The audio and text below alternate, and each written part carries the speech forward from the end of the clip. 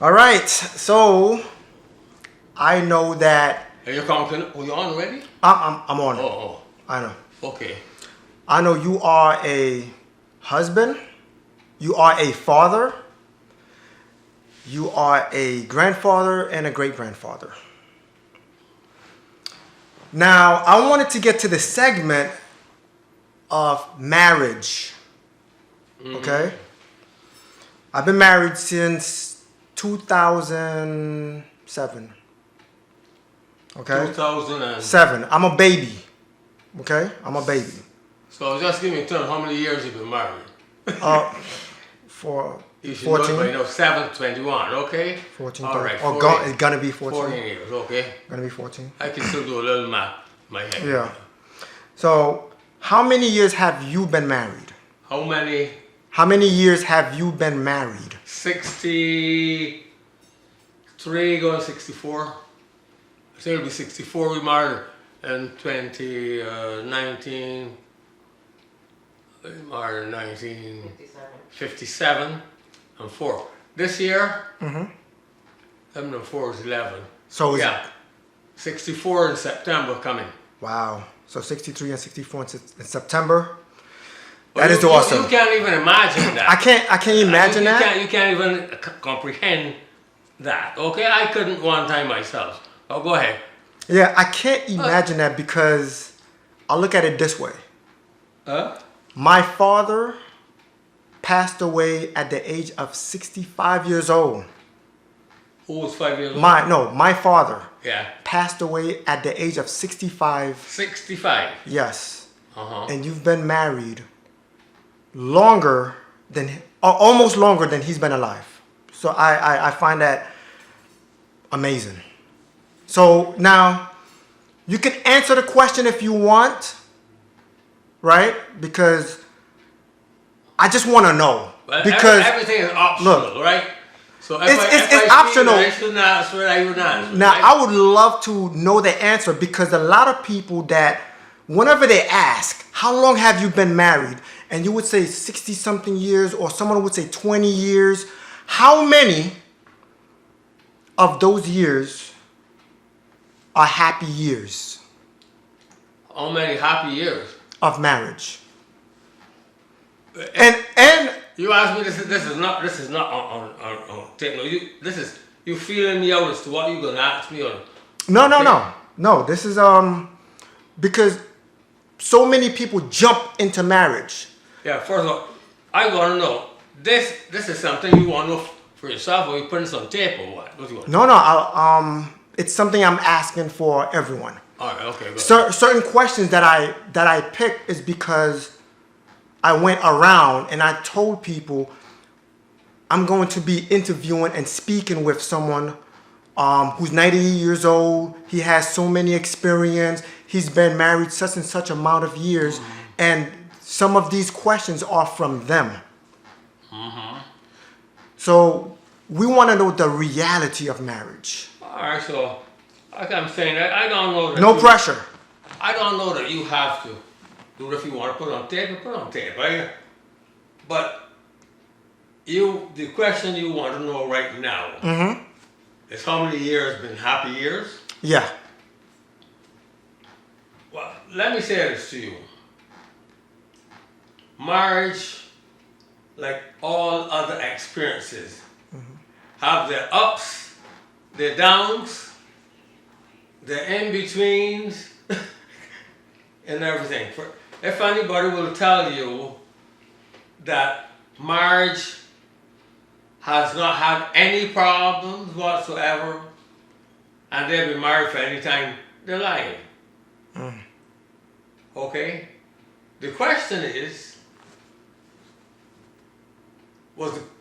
were you prepared before you got married to deal with some of the questions that might come up?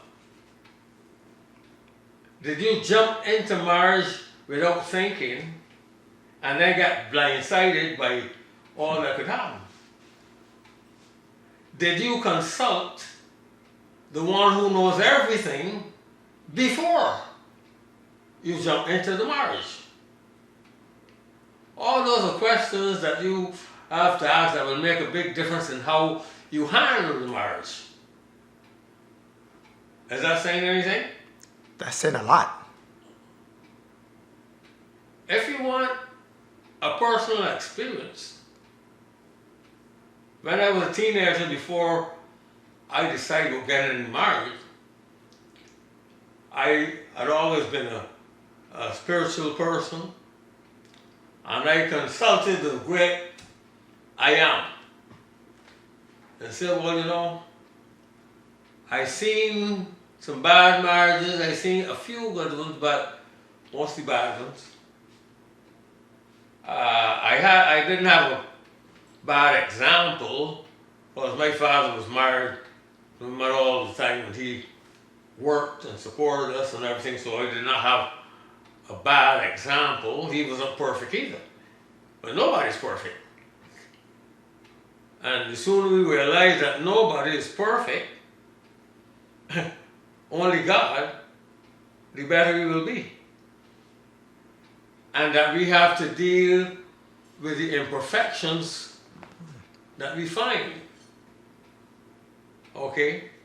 But when some of the imperfections get a little more than you have to go out and go in your Gethsemane and pray. Okay? Because sometimes we get to be more than you. But the thing, I always say, well, there's a couple of things that hold together. There's glue that holds things together. Some glues are stronger than others. But I was being asked about love today. But that love is the real glue. It is not about marrying somebody because they look like they got money, or they're wealthy, or they got a big house, or something, a big job, or something like that. If that is why you're marrying somebody, you're doomed to failure from the beginning. It's got to be based on two things, and one thing in particular: love of God and love of the person you want to marry. And the reason why a lot of people who married when they were young and didn't have anything last more is because, you know what? They didn't have anything I wanted, it was just them. Right? It was just her, it was just him. I didn't look and see he had a big house that I want or a nice car that I want to take me somewhere. It was just him. And then we build together. It is true that in building sometimes one body want to build high, another one want to build wide. You know, another body want to stay where they want to build too much. You just want to stay with what you got. So those are the things that then you have to work those things out. Understand? Let me ask you this. So you've basically told us what's needed in a marriage. But how do you define happiness? What is your definition of happiness within marriage? You gotta first, in my opinion, define what you see as happiness. Because happiness can be defined by different people in different ways. Some people think happiness is when you're going up, jumping and running around and dancing. That's happiness. And if you don't have that, you don't have happiness. Is that true? Some people, that's how they define happiness. Some people define happiness as the absence of arguments. So if people don't argue, they're happy. If you have some arguments, you're not happy. That's not how happiness is supposed to be defined. Not in my book. Okay. My wife, she may define it different from me. Right. She's an individual.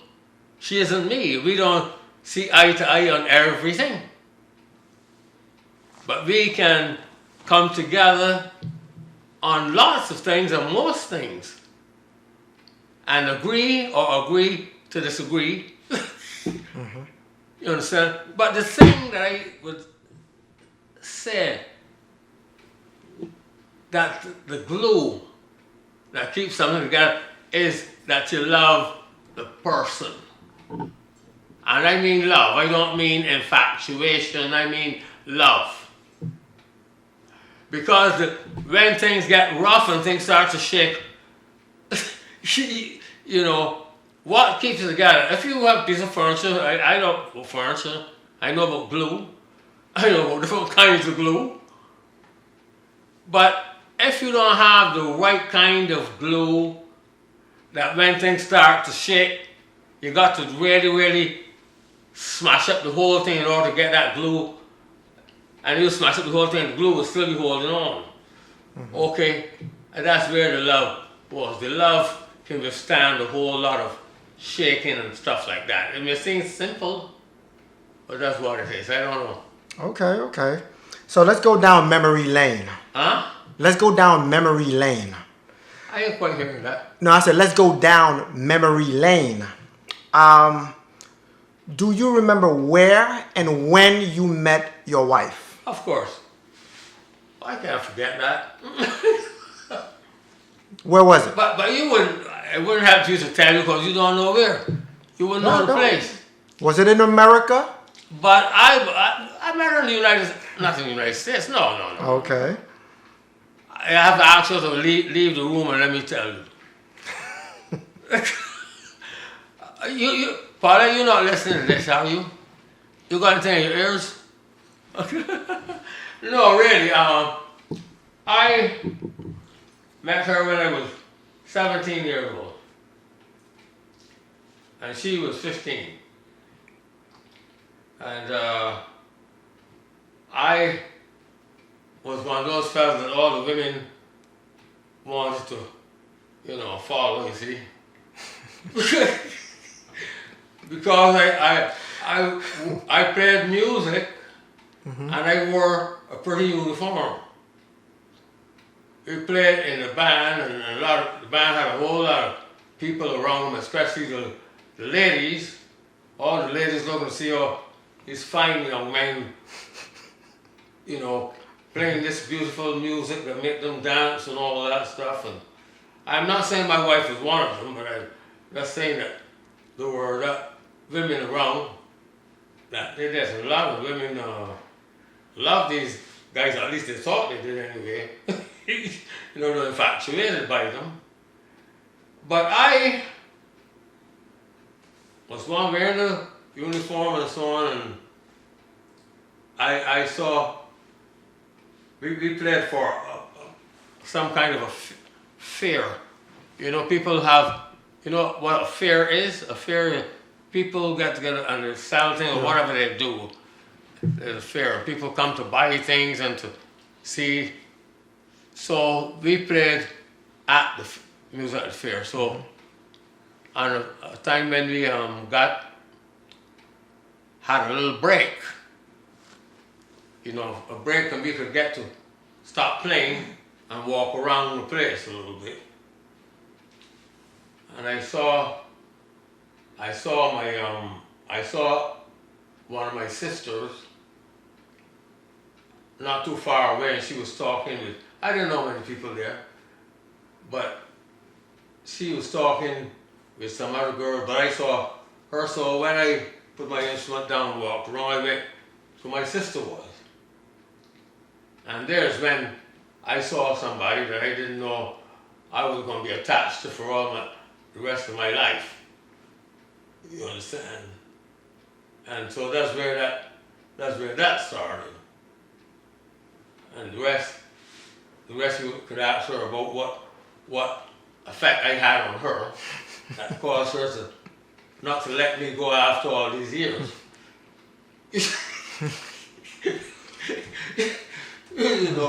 but seriously, but before that, I started telling you when I was 17 years old, I spoke to the master. And I said, look, I see bad marriage, I see good.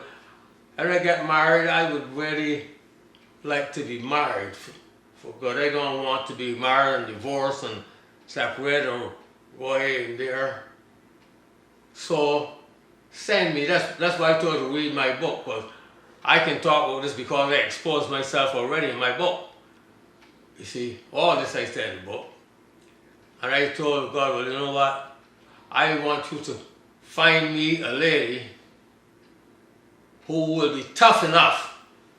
I didn't say tough enough that wouldn't tire easily. I think those are the words that I say about one that can stand the toughness and the shaking and whatever. And when I found the lady, I think I found the one. I think it was the one. I believe it was the one. I guess the years must prove that that's the one. And like I said, so when the rough times come and you ask God to send the right person, when you are convinced that He sent you the right person, you will then have to succumb to His will, even when things get rough. You have to say, you know what? I asked God for this. He must know what He's doing, right? Well, I asked Him. I didn't just jump and do this. I asked Him, and I believed back then that this person was the person He sent for me. So now I have to say, well, what have I said? Don't matter that much, because He is the one that sent me, and He knows what He's doing, so I got to submit to His will and adjust myself accordingly. I don't know, I'm probably saying too much and not saying anything, but I hope that you understand. No. You're getting something of what I'm saying. I completely understand. It all starts, like I told you earlier, it starts with surrendering your life to God. That's where it starts. Everything else comes after that. I feel sorry for the people who have never had that kind of relationship with God, and only had a relationship with themselves and their friends. Okay, so the friends can carry them so far. The self and their belief can carry them that far, but they need somebody who can carry further and deeper than that. And that has to be the one that you believe in and you trust and you follow and you listen to. And that is the beginning and the end of the whole thing. But on the regular level, it is the glue that holds it. You have to love the person, not just what they have or what they got or what you think you can get from them. You've got to love the person first. Whatever they got come later. If they got something, it comes. If they don't have anything, it's the same thing. You try to work together to get something if you have nothing, but but it got to be love of the person. So let me ask you that. Let me attach a question to that. You're looking at a person. What is the first attraction to you? Is it the looks, or is it what comes out of their mouths? Look, I can only speak for myself. I can't speak for nobody else, because as many people as are, there's a lot of different, there's just as many reasons. All I know is when I saw this person, something seemed to tell me that was the person. I didn't hear him talk. I didn't get to hear them talk. I was just standing there with my sister and a couple of other friends. I didn't get to hear them talk and say what. That came later. But I felt that this person is something. Right. And I'll tell you something that is very funny. There was a young lady that I used to talk, she knows about it. There's a young lady that I used to talk with at church. and she was around the same age like me. I was going to church when I was around about 14 or something. She was around that same age. We go to Sunday school together and everything like that. And when I got a little older, I went to learn bookbinding at a place. And this girl went to what she was doing. She was working at a store nearby. And we were all teenagers, young teenagers. That's before her. And I would leave my place at when you get a lunch break, and I would come downstairs from the place and go outside and meet this girl. She would leave her, so we talk. We never did anything. We never, kiss and how. But we was just with Sunday school people, and just talk. And then she go back to her job, I go back to my job. When I met her, I don't know what happened. Now, I wasn't going to church so much no more because they had to stay in barracks. There's a paramilitary organization. So we had to stay in barracks, and we had to stay in barracks when we're not working and go back in the barracks when we're not playing and all kinds of things. So we don't have too much time we can go to church much anymore, right? Mm-hmm. So the next thing I know, I see this lady no more. I didn't even realize what happened with that lady. After I met this one, I went somewhere playing. I met her, and I don't know what happened to this lady. 40 years passed, and I said to one of my brothers, listen, you remember that girl I used to talk with way back, and I called her name to him, about 40 years ago, when I was Sunday school, and I don't know what happened. I don't know what happened with it. We didn't separate directly or nothing. I don't know what happened. He said, yeah, I know what happened with her. She lived right across from me. That was in Barbados we talking about, but no, she living here in Brooklyn, right across the street from him down there. Oh, wow. Near Nostrum, somewhere down there. I saw, the last time I saw her, she was in Barbados, a little girl, and how we part of it, I don't know. I never understand what happened after being it. Right. And I said, what? This is a miracle that she's over there. I thought she's still in Barbados 40 years, but now she's over there and she's married and got a kid and got 2 grandkids. I said, you think she would? You think she would talk to me? He said, I don't know. You gotta find out. So he asked me. He said, of course I would talk to him. So I was going to talk to her, and I said, look, I don't know what happened. She said, I know what happened. Enid happened. That's what happened. Yeah. She told me, Enid happened. That's what happened. I said, I used to see you and Enid.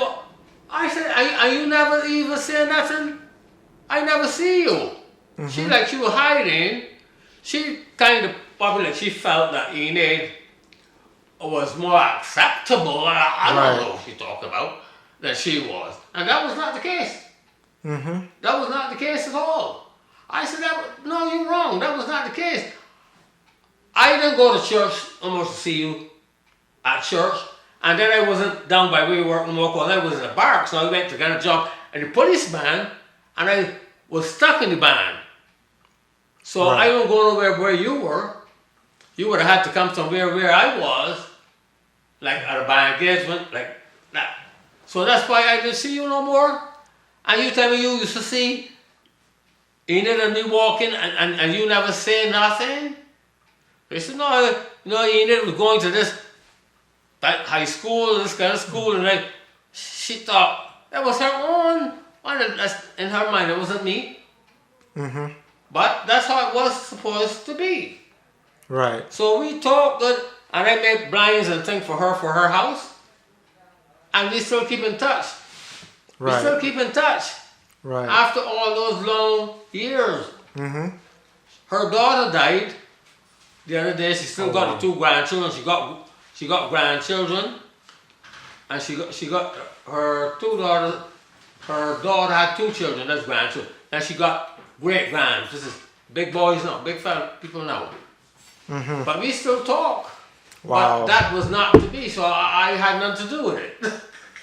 Right. Let me direct. Cause I find it today how people or how our younger generation right now are asking people to marry them. When you had to ask for her hand in marriage, did you have to approach her parents? Well, let me say this to you. I did not ask for her hand in marriage because it was a different situation of sort. Now, when I met her, she had one sister, but she never had no more siblings. It was just she and her sister. She was older by a couple of years. Her father was away. Her father was away in the United States. He was a seaman,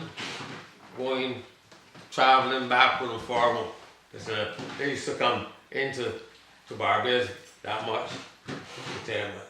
So it was just her mother and the two girls. See, so when I saw her, I would talk with her, and then afterwards I'd go by her house and talk with her, but I never asked her much for no marriage because the father wasn't there. No. When we decided we would get married ourselves after she come here. Oh. And left me here and then sent for me. Okay. She came to her parents and then sent for me. So the understanding was that she's sending for me to get married. Right. So I didn't ask them formally for a hand in marriage. Okay. Right. It was an understanding that she was sending for me because we were going to get married. Okay. So that was already... That's what that was. Right. But there's nothing wrong with asking for a hand in marriage. But that does not guarantee that it's going to last. Right. Okay? That doesn't guarantee anything. It's just a matter of... Because I can tell you in two instances where it was asked and it didn't work out. So that is not the thing. The body should ask is the good Lord. Right. Ask the Creator. Send me somebody and give me the assurance that this person is who you send and it doesn't come on their own. Right. I know a guy that somebody said, God told me that I'm supposed to marry to you. Are you supposed to marry to me? And this guy said, well, he ain't tell me. He's laughing. She knows what's wrong. You see, he didn't tell me nothing. So, let me ask you this. You have changed from when she met you. And she has changed from when you met her. How is it that if you guys are still in love with each other? If she has changed and I have changed? Right. Because this is part of life. Well, let me tell you something. The only thing that is sure in life is change. When you're born, you're not this size. Right. You can't talk. You don't have teeth. Right. So change is one of these things that is necessary and is unavoidable. It's constant. Okay? The idea is how you deal with the change. A baby, first he can't walk, you gotta feed him, you gotta hold him and everything, but later on he starts to walk and he's crawling around. Do you let him go and play with the fire or whatever it is like that, or you at least keep some tabs on him? When you get bigger and bigger, you don't want no tabs on him. As you get older, You don't want you keeping no tabs on me. Let's get up to be a young man. You don't keep no tabs on me. When you were my mother, my father, you tell me something. But now I got to the stage, you don't tell me. I make my own decision. So the change. Now you want to know people change different ways, how they still stay together. Right. You know, they were never identical from the time they met. You got to remember that. Because they saw each other and maybe fall in love, that don't mean that they were identical, that they were like a twin. Okay. Right. They weren't so then, and they get more so later. Right. Because I asked that question because the person that you fell in love with grown and became a different person. The person that, The person that you fell in love with becomes a different person. become a different person. Well, of How course. is it that you're able to still have that love for a new, different person? Yeah. Well, like I said before, I can't speak for everybody. I can only speak for me. And I know that I put everything in the hands of the good Lord at the beginning. And I say, well, look, you in charge, you take care of things for me. I'm not telling you all in. I said to her earlier that, you know, if you say that everything has been smooth and everything was going to be good, and you, all the time, I say you're not truthful. You will have your trials. Some people fail the trial, you know, break up. And sometimes, when God's in charge, He steps in. Sometimes, Right. you see, that's why you put Him in the mix. That's my opinion. You put Him in the mix because there are times when it can become dicey, and He steps in and says, "Look, I already put my stamp here. This is what thing. I am not. You have the scripture because somebody you told me that you were a man of faith, so I believe that you know something about the Bible. Bible said God said nobody can pluck somebody out of His hands when He got them. They belong to me, and I claim you. Nobody can take you out of my hand. Okay. So when you put yourself in His hand, I go back to that all the time. Because that's what can save you. Sometimes you can't save yourself. No, sometimes you can't save yourself. Right. And I tell her, I tell the world, I do not take full credit for the fact that I'm married 90 years, all these 60-something years. I got to give God a lot of credit. Okay? Because there were times that if you wasn't a long time, I could have been break up and gone. Okay?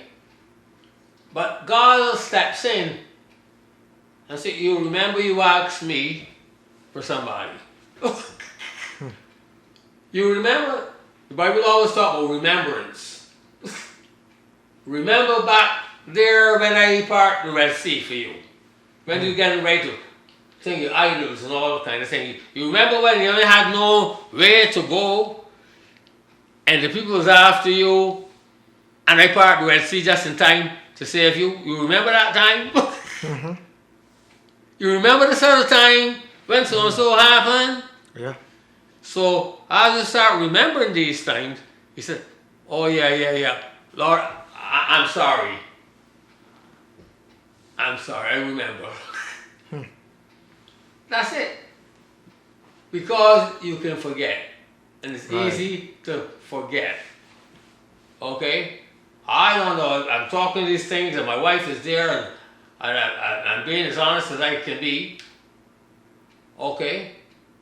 I don't mean I've said everything that I could say, but Right. Yeah. No. I don't give all respect to myself. I was so perfect that didn't come. Both people gotta put up with something because nobody is perfect. But you know, you're not perfect, but like I say, perfection is in God. And once both people see the same way, both acknowledge God, they may not see the same way, they may not see God in the same fullness that the other one sees him. One might see him and trust him and depend on him more than another one. Okay? But the one that has to know that he got to depend and got to be the one to make the little adjustments, because if you know better, you should do better. Mm-hmm. If you think you know better, you should be doing better. Right. And don't let's straight up on the next body. So everybody got faults, that's all I say. And don't look for a perfect person in a marriage. You wouldn't find him. You wouldn't find him. Wow. You got to see what you can save. If is this something to salvage? Right. But it goes back to the beginning. If you ask at the beginning, if you do it on your own at the beginning, well, you don't have nobody to ask. Right. You ask yourself, because you did that first. So you say, well, did I make a mistake? Well, if you go back and ask, you made a mistake, and if you could correct the mistake you made, but if you know that you consulted somebody first and they tell you that's what you should do, then you're going to have to suck it up and say, well, you do like Adam, that woman thou gave us me. Right, yeah. You know, Yeah. Adam, you put the blame on God. Right. You see that woman that you gave me, she gave me this thing to eat, and I eat it. He didn't put the blame on himself, he didn't put the blame on God. Right, yeah. So I'm saying, you know, I'm talking all this, that's off the cuff talk. Right, yeah. But hoping that somewhere along the line you can pick something out of it someplace. Yeah, yeah. You know. This is all good stuff. Now, I know from generation to generation, Generation to generation, yes. things have changed. Now, Of course. I'm going to read something for you. And I want to pick your brain off of that. Okay? Just listen to this. This is from the CDC. The CDC reported on this. CDC? Yeah. That- The Center for CDC Disease. talking about talking about the people with the... No, wait. This is about marriage because they do reports on that too. Now, listen to this. Separate federal data shows that the median age at first marriage is about 30 for men and 28 years old for women, right? And that between 1978 and 2018. Oh, no. Not this one. You got to... Yeah. We got to talk next. Yeah.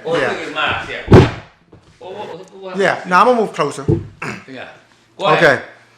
So the share of adults between 18 and 34 who were married plummeted.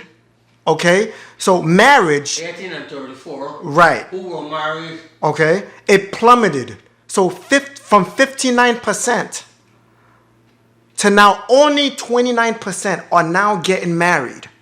So marriage, according to the It's DC, shrinking. is shrinking. People are not getting married There anymore. soon won't be any more marriage if you're not careful. There soon won't be marriage. Why do you think that is happening? Go back to the same question that she asked me. Selfishness. That's why. Look, everybody want what they want when they want it.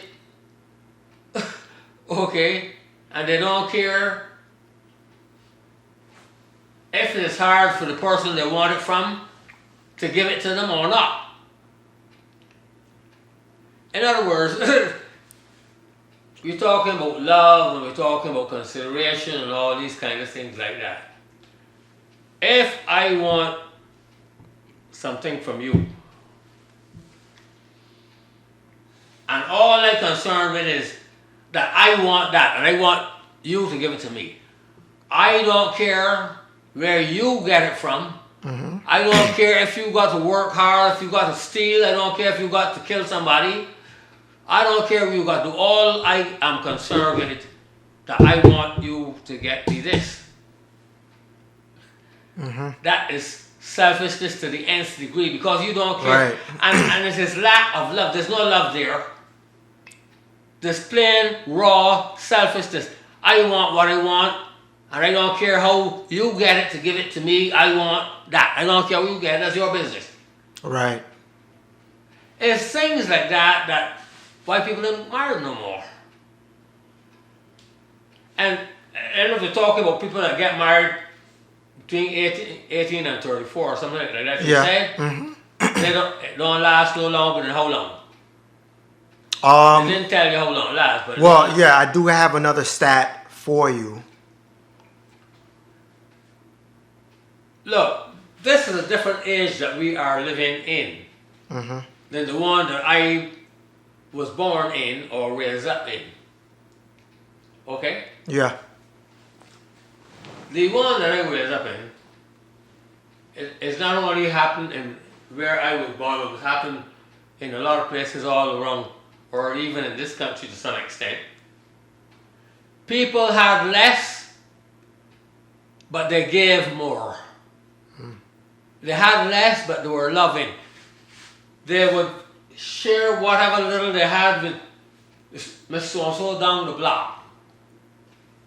They teach the children the same thing. You cook some food, and I know this person is old, and they may not be able to cook. Take this dish down the block to that old lady down there for me. Somebody pass, and they might say they're hungry or something, or we have anything, they'll bring them in and give them something to eat. Not that they had a lot, but they were always willing to share whatever they had because the love of each other. Okay? Yes, it was a universal love of each other. And so this society has become more, I want to use a different word here. There's a word that I can't remember. There's a word that is talking. It's kind of just talking about selfishness and things like that. Is it to the form of competition? There's a particular word that I can't call it to mind right now. But the society is getting more and more like that. And I will say this. The schools, when I went to school, and a lot of people that went to school were taught the value of each other and taught to care about each other. In school, you don't learn that no more. That don't make you no money. So therefore, you don't learn about that. You learn about what you can do when you go to get a job and get as much money as you can make. It's not about caring about the next person, and human life is becoming less and less valued in this society. I write a lot of stuff which you could get, as we get to talk some other time, you'll get to know some of these other things that I write. And it's talking about,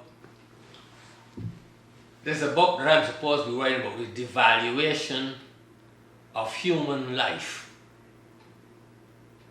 Especially the valuation of the human being. Okay? When you see, in the olden times when they had wars, the boss, the king, or whoever was the boss, used to be at the front of the battle. because they figure if what I'm fighting for was worth my dying for it. Okay?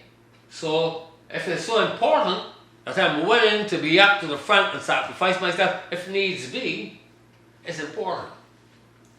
That ain't so no more. Send somebody, send Joe, send so and so children. Let them get killed. They're worth nothing, so we dispose of them. There's nothing lost in it. They wouldn't even send their own children now. No. One time we had the draft, everybody had to go. But now, who's going? The ones that don't have no choice because they ain't got a job. Because jobs are hard for them to get. So they go risk their life so that because when they come back out, they may be able to go to college free. Something that they couldn't do otherwise. So they have to be willing to sacrifice their life. So I write, how many gallons of blood is worth for so many acres of land?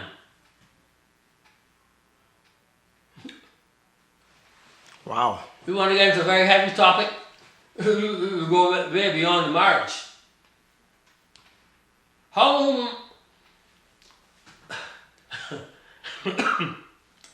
we think about those people, as they talk about 400 and some people that Israeli killed, to 60 something people on the other side.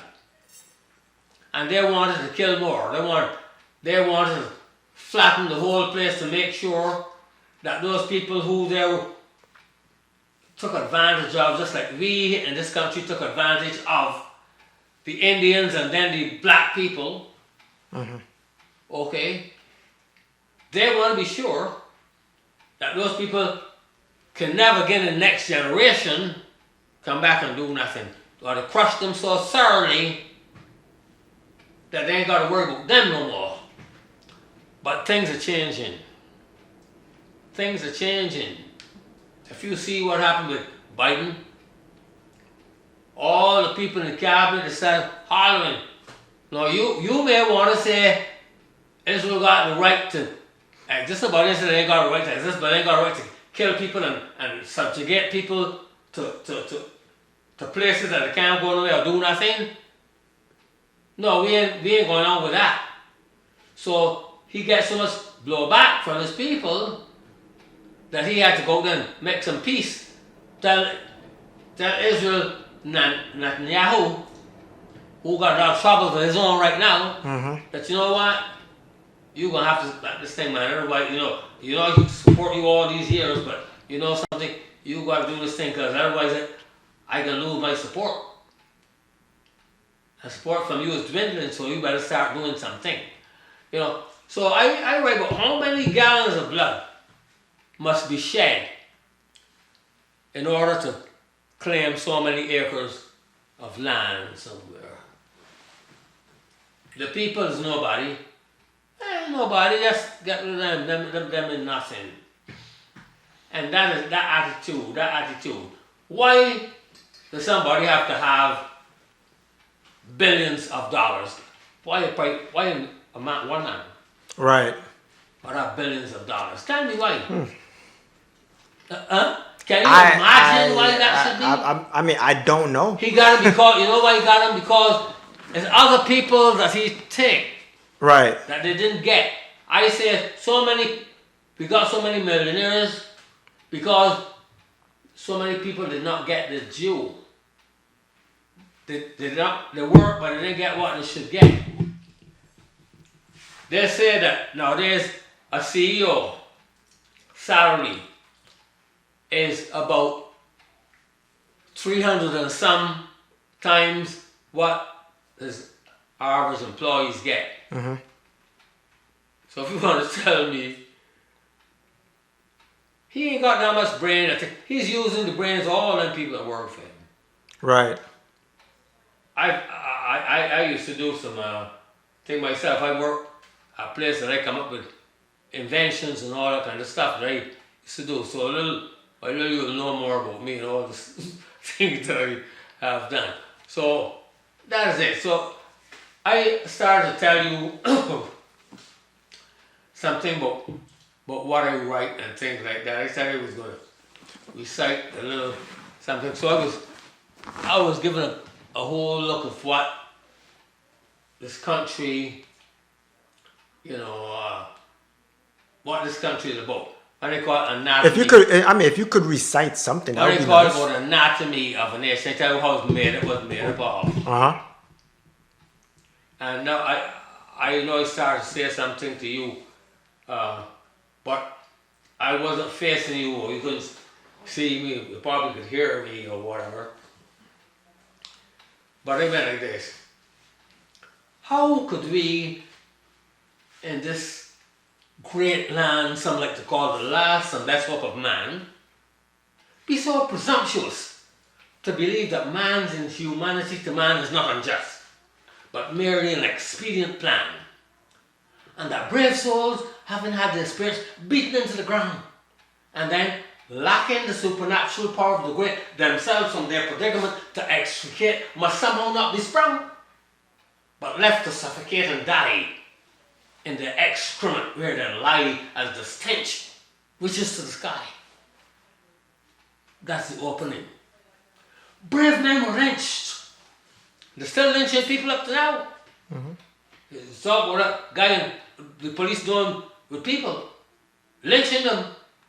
Brave men were lynched and their women raped as their children stood helplessly by. These anguished souls with spirits crushed could hardly even cry, yet on their way, with no relent, these indignities and injustices to overcome, but found no rest, nor sympathy in their quest. Only you must be best with less.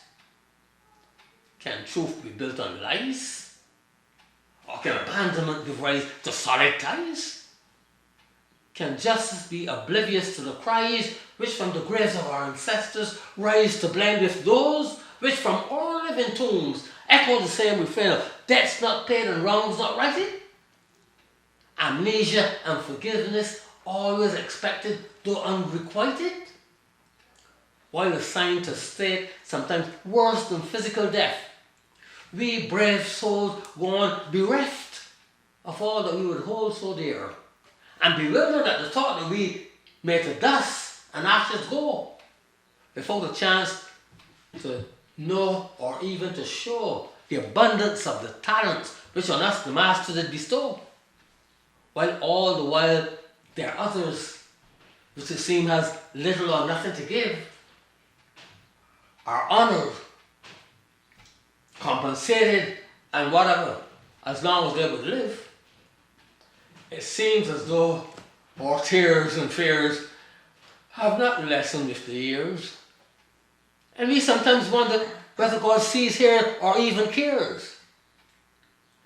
But the laws on which this world is based cannot be erased, but must forever remain fixed in place. No structure that on a faulty basis built can the rigors of time and tide withstand. It must fall prey to the tilt and sway which will come its way, and make it fall to prey someday. And so too, a country which on the back of Indians brave was built, whose lives from their safe living and fishing were forever changed, and whose thing was repaid with pain, and whose trust was repaid with pain, and whose honesty did not leave them unscathed but sent many of them to the grave. And though the sacrifice of blood they fully gave, the land of their fathers they still could not save. And Africans from their native land brought, then with brutality and whatever, the white man his slave trade wrought. Members of families continually sold, without the whereabout of their loved ones told. The plight of the Indians is such a disgrace. They are now on reservations placed, The Africans were released from their chains, but a legacy of injustice still remains. Although it may not now be possible, this structure to destroy and build anew with something true, another strong and true, yet on this present base it cannot stand, as the stresses can be seen as you look on every hand. Drugs, murders, and wasted lives are all part of the price we pay. But if this country truly wants, it could bring about a better day. Just shore up the foundation in every way you can. Be sure, if not love, you have respect for every man. Then move on to restitution. Even if lots of money you cannot give, be sure, be fair, be honest, give the downtrodden a part to live. Let justice be a cornerstone, and fairness be built in cement. And with these two ingredients, we all could be content. Then, with equal justice for all, Indians, blacks, and others alike, where fairness, where might would be put to flight, and right would not be just for whites. So with this change to the foundation made, this building could never again be swayed. And with adherence to this plan, this country could move on to become like a brotherhood where there's true justice for man, where there's hope for man. It starts by talking about hope for man, and it ends by saying hope for man. So I memorized for you that whole piece. Wow. I don't know what to think about that. That was beautiful. It's beautiful. But there's others about injustice. So these are the things that I need out there. About unjust justice. I also think that justice can be unjust. Yes, in this country it can be. Unjust justice. In some places we call halls of justice.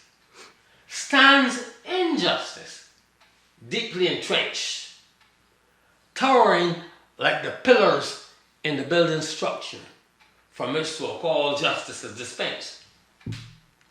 Long delayed and often forgotten is what justice should truly be, and the integrity to pursue it. Sadly, in these places, is seldom seen. Justice is not retribution or man in your pound of flesh or something, and I forget the words they put there, opening all wounds of flesh, opening all wounds afresh.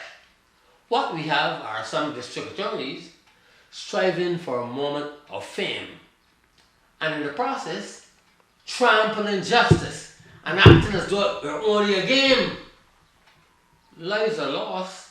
As they're concerned, it's not traveling up the ladder round by round, with no thought for innocent parties or the dead people they placed in the ground. And it goes on. I wouldn't bore you no more, but I just give you some of the things that you will find in the book. Yeah. And some of the questions you want answered about marriage in the book too. So when you get back, if you find a space park, I'm going to be able to get you a book, and I hope you'll be able to, your eyes will let you read the book. Yeah. Because there's a lot in there to read. It's all about young people, it's all about old people, it's all about all kinds of things. Right. All about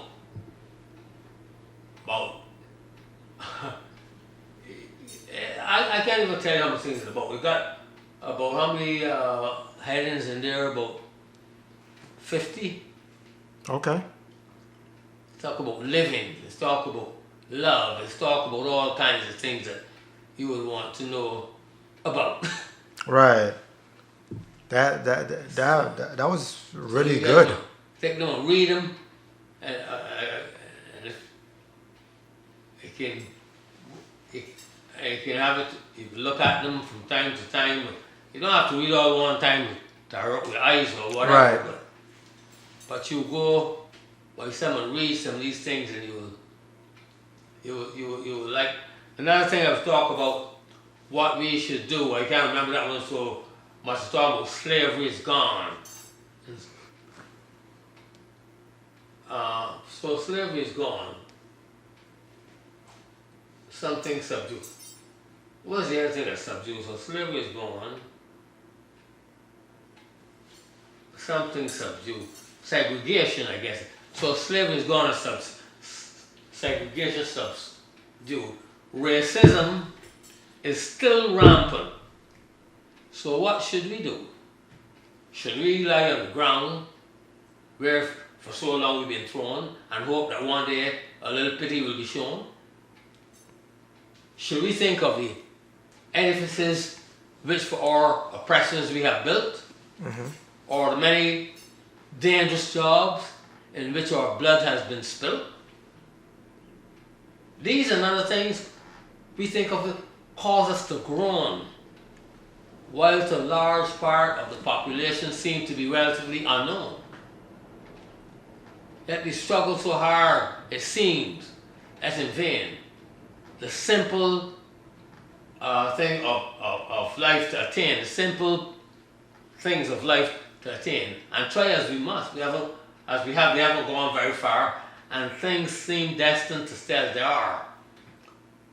Many people have struggled or lots to improve, and the stumbling blocks are in our way to move. But as hard as they've tried, we've not gone very far, and things still seem to be things as they are. We're talking about that. We're talking about has we been so well indoctrinated that we can't even pull ourselves out of the mess that we're in, basically speaking. Right. I remember the words, all that. So we talk about trying to get out. Let me ask you go this. further on and we talk about people, Yeah, I wanted to pick your brain on this. What? Speaking about racism. Speaking about racism, Yes, go ahead. slavery, segregation. Go ahead. Do you feel that racism right now, is the number one thing holding black people down? Racism has been the number one thing from the time in 1619 when black people were brought here. And it hasn't changed. The forms in which it took has been changed, all kinds of forms. But it hasn't. But the basics of it, and the depth of it, and the wickedness of it, nothing has changed. For instance, at first, when they got them people from Africa and put them in chains, why do they think they have to put them in chains? In slave ships. More people than the ships would hold. That they were almost like sardines in the ship. Didn't have no room, they were burning up just like you threw sardines in a can, as far as they could to get as many people as they can in the ship to bring them to this other place. These people, have always been taking advantage of people, because the people, not that they were ignorant, but they were ignorant of certain things. They're not ignorant people, because the Africans and them people already building pyramids and all kinds of things like that, and people don't even know yet how they build them. Okay? They do a lot of things that people didn't even understand up to this day. So they were not ignorant people, but they were ignorant of the gunpowder and things that the other people had that they were going to use against them to bring them into subjection. So they bring them on the ships, and when some of them died, or got sick on the ship and I think there wasn't going to be no use to them. My understanding is that some of them were thrown overboard alive to drown. So we hear about the ship, the slave ships that were awful. And when they did get the ones here alive, I'm sure you've seen County Kente or whatever the name is, what you've seen some of this Yeah. stuff about. That gives you some idea, but I'm sure it was worse than that. Then they made these people work for them, till the land, do all kinds of things, and bring them big profits and give them nothing. That's where the riches start to come from for white people. Okay? Mm-hmm. That's where they start to get their riches. They get lots and lots of black people, and you do all this work for us. We don't pay you anything, we give you a little food maybe. Such as it is, not even had to be that great. You do all that. You take care of our children, you clean our place, you clean up the yard, you do everything. Work free. Mm-hmm. Free. For hundreds of years. How to get rich. All these people, and the black people get nothing for hundreds of years, trying to get reparations. And they don't give you none. No, they don't give you none. All they do is stamp you out if they can some more. Listen, the police, coming back to the police now, I used to be a policeman myself. And in the police band, Right. I was bona fide policeman. Okay. Okay? Yeah. And I am one of the founders of an ex-police association here in New York. I am one of the founders. I'm one of the only couple, maybe one out of three maybe, that's still alive.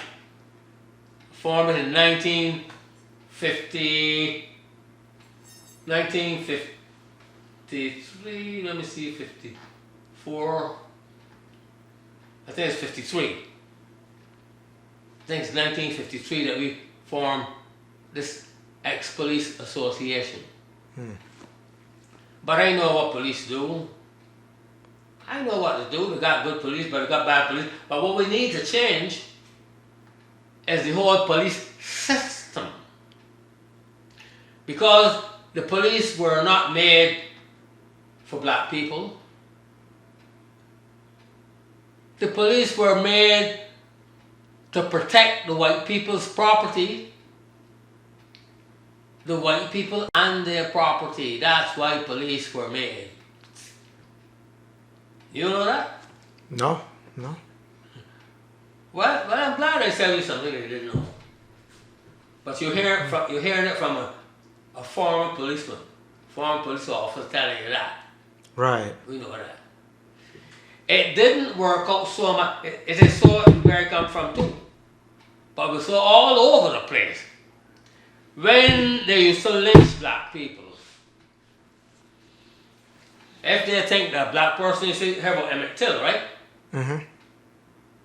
What Emmett Till did? Whistled at a white woman? See, whistle at a white woman or something. It cost him his life. And she went and lied on him and said that he did more than he did. For all those years. And then they went looking for him, dragged him out, murder him in such a fashion that he couldn't recognize him. And his mother had to say, no, I don't want no clothes, guys. Let the world see what they did to my son. All the face, you can't recognize them. Can't recognize them. And they've been doing that all the time. They've been hanging from a lot of trees. You know about that too? Yeah. Hang black people from trees. Yes. Lots of them. And they will leave church. Enough to make people don't believe in God, but I believe in God, but I don't follow a lot of a lot of church people and what they do, because I know people mix up the two, but that's another story. And they would come from church and carry their children with them to watch a hanging. Watch them put a black man up on the rope and hanging. How many people know that? Now they don't want their children to know about this. Okay? They're trying to not let it be taught in school what happened. Saying that we are turning their children against the country by letting them know what they did, what the grandparents did, and the great-grandparents did. It got to be covered up. Just like now, this January the 6th business, they want it covered up. They want, the Democrats want to go through it and find out what went wrong so it don't happen again, so they can put an end to it. The Republicans don't want them to talk about it. We don't want nobody talking about that. They killed policemen, they squeezed policemen, they had all the senators and congressmen running for cover and hiding all over the bench, under the chairs and everywhere. But they don't want to talk about it.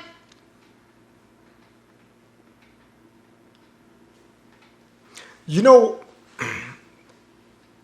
there's two things about that. We was talking about racism. Yeah, January 6th. I got mixed feelings. During the summer of 2020, there's a lot of black neighborhoods that was being ravaged. The summer of 2020. Yeah, last year. During the whole Black Lives Matter situation, neighborhoods was being torched, cars was being broken into, houses was being burnt, broken into. All right, and you're talking about with Black Lives Matter? Yes. Okay, go ahead. So, I'm going to tell you something about that. Go ahead. So, when this thing happened on January 6th, they made more of a big deal with Congress and senators being violated than they did with black people, small businesses, black people like you and me being violated during that summer. I find that very interesting, which is why I had mixed feelings about the January 6th. Like, they hold the senators, they hold Congress like gods. But when it came to our neighborhoods, our small businesses that was burnt, that was nothing. Let me see if I could understand you correctly. Yeah. The Black Lives Matter problem, right? Okay, yes. For all these more than 400 years, we cannot get justice. I started with saying about hanging people from the trees. Right. They would grab a man and they would come to my house. When black people started getting their own little shacks, Right. they were not sacred. These people say there's no rights that a black man has that any white man has to respect. Do you know that? The white people claim no black man has any rights that any white man has to respect. That means the white man can do whatever he likes to black people. They would come into the house, break into the house, and take the man. That's some of the things I was saying in my point there. They take the man out and lynch him. They never see their father, their husband, their grandfather again. They take him out, carry him somewhere down the bushes somewhere, and beat him to death, and either bury him if they didn't lynch him first by hanging him from a tree, and then bury. They did all of that. After that was not so easy to do anymore. After some people start to get little more conscious, some of the same white men start to feel, no, this isn't right. A few of them had conscience. So right, they couldn't do that anymore. Like they had police. Police to protect the white people property. And if the police think you was doing something white people, they will do the same thing that they're doing now. They've been shoot you or beat you to pulp. You see what happened? That's come out 2 years ago that the Vietnam guy tell lies that the car ran into a tree. And that was a lie. They didn't run into the tree, they take him and beat him up. I had to wipe off all the blood off of himself, saying that that he ain't had no disease. Okay? That's all the hope. But now the truth is coming out. 2 years later. If they didn't have all the people there with George Floyd, we would have never had a conviction. Because don't ever convict police for brutality. Because they're doing what the white people want done. And I'm here to say, I stand up in my thing. I had to deal with police here too. We had some police that belonged to the organization that I had to form that were police here also. Some were police in Barbados and police here as well. And some were here that were not police in Barbados. And I remember when bulletproof vest first came into being, I was president of the ex-police association then. 71st precinct up there on Empire Boulevard. I had to go over there with them about things. And we gave them a couple of bulletproof vests as a thing that we sided with them. But in Barbados, we don't have it's both black people against black people, so we don't have exactly the same problem. They're all black against white. They got nearly all white people who killing nearly all white policemen. There are very few black people who be involved in this killing of black people by the police. It's white people. But when I started to say that the Black Lives Matter people were infiltrated by a lot of white people pretending and breaking up people's place too.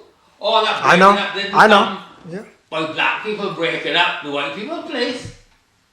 They were trying to make the Black Lives thing look worse than it is, and they caught some of them. Well, you know, 2 of the leaders are Marxists. Huh? You know, 2 of the leaders are Marxists. I didn't quite get that. Two of the leaders of Black Lives Matter. Who are the leaders of it? Two of them. 2 of the leaders. Yes. 2 of them. Yeah. They practice Marxism. You know the names? I forgot the names. I don't have the names right now, but they've been in the news several times. Or they got Black Lives Matter, and they got all kinds of black votes matter, black all kinds of things matter. But what I'm saying, this has been 400 and some years, nearly 500 years. There was struggle for black people to get equality. Right. To just get what is normal for them. Yeah. They're not struggling to get anything more than nobody else. Right. They're just struggling to get the average thing about what is right. And can't get it.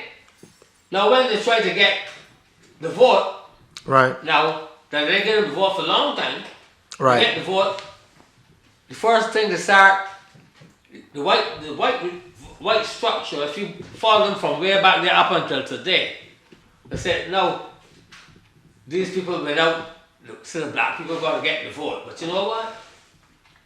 Let me get them the vote, but they're still not going to be able to vote. We get them the vote, but the first thing we can do to them is we can write a law. Unless your grandfather voted, you can't vote. So, but they give them the vote. But if your grandfather was a slave, he couldn't vote. Right. Yeah. So how are you going to vote? If the law said that your grandfather had to vote in order for you to be able to vote, and your grandfather was a slave and he couldn't vote, you will never get to vote. Okay? Yeah. That was back then. Then, okay, after some people fight, black people struggling all the time to knock down some of these laws to get some white people with them because some of them had no clout. Now they get the next step. Or it isn't about the law now. You know what? Or your grandfather didn't have to be to vote for you to vote. But you know what? In order to vote, you're going to have to pay what they call a poll tax. A poll tax. In order to vote, you have to be able to pay so much money to be able to vote. That's another way of stopping for vote. People ain't got the money to pour. And they couldn't afford the money to pay the poll tax. So they still couldn't vote. Now I'm going to skip over a whole lot of stuff and come up to today. We just had an election that all the powers that we claim was the fairest election ever. Ever. Trump ain't like it. He said before the election that the only way he can lose, how could somebody know that? The only way they can lose is if it's stolen. So why have an election? If you know that you're the only body that can win, why have an election? All that is wrong. The only way he can lose is if it's stolen from him. So he planted that in people's head from the beginning, so that when he does lose, they believe that. They're smart enough to understand what I just tell you. That somebody, how somebody will know before people vote that they're going to win? Huh? They're smart enough to know that. That's one of the, what he said. We never had a president that was so upfront with lies. Don't tell lies, but not lies like that. Do you remember Hillary Clinton? Huh? Hillary Clinton. Before Trump said that. Before Trump said, if he loses, it's because they stole it, right? Yeah. Hillary Clinton said, if Biden does not win, they have to fight it in court. If Biden don't win what? If Joe Biden does not win, they would have to fight it. So we are not going to take any loss. Speak a little bit louder. My ears going. No, I'm saying. Oh, now we hear you. Yeah, Hillary Clinton. Yes. Before Trump had made that claim, came out and said we're not going to take a loss from Donald Trump. If Biden loses, something must have happened.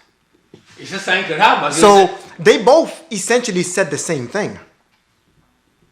Well, if somebody in a says, sense. Well, if somebody says something could happen, that's not the same thing as saying that if I don't win, the election is stolen. Right. Okay?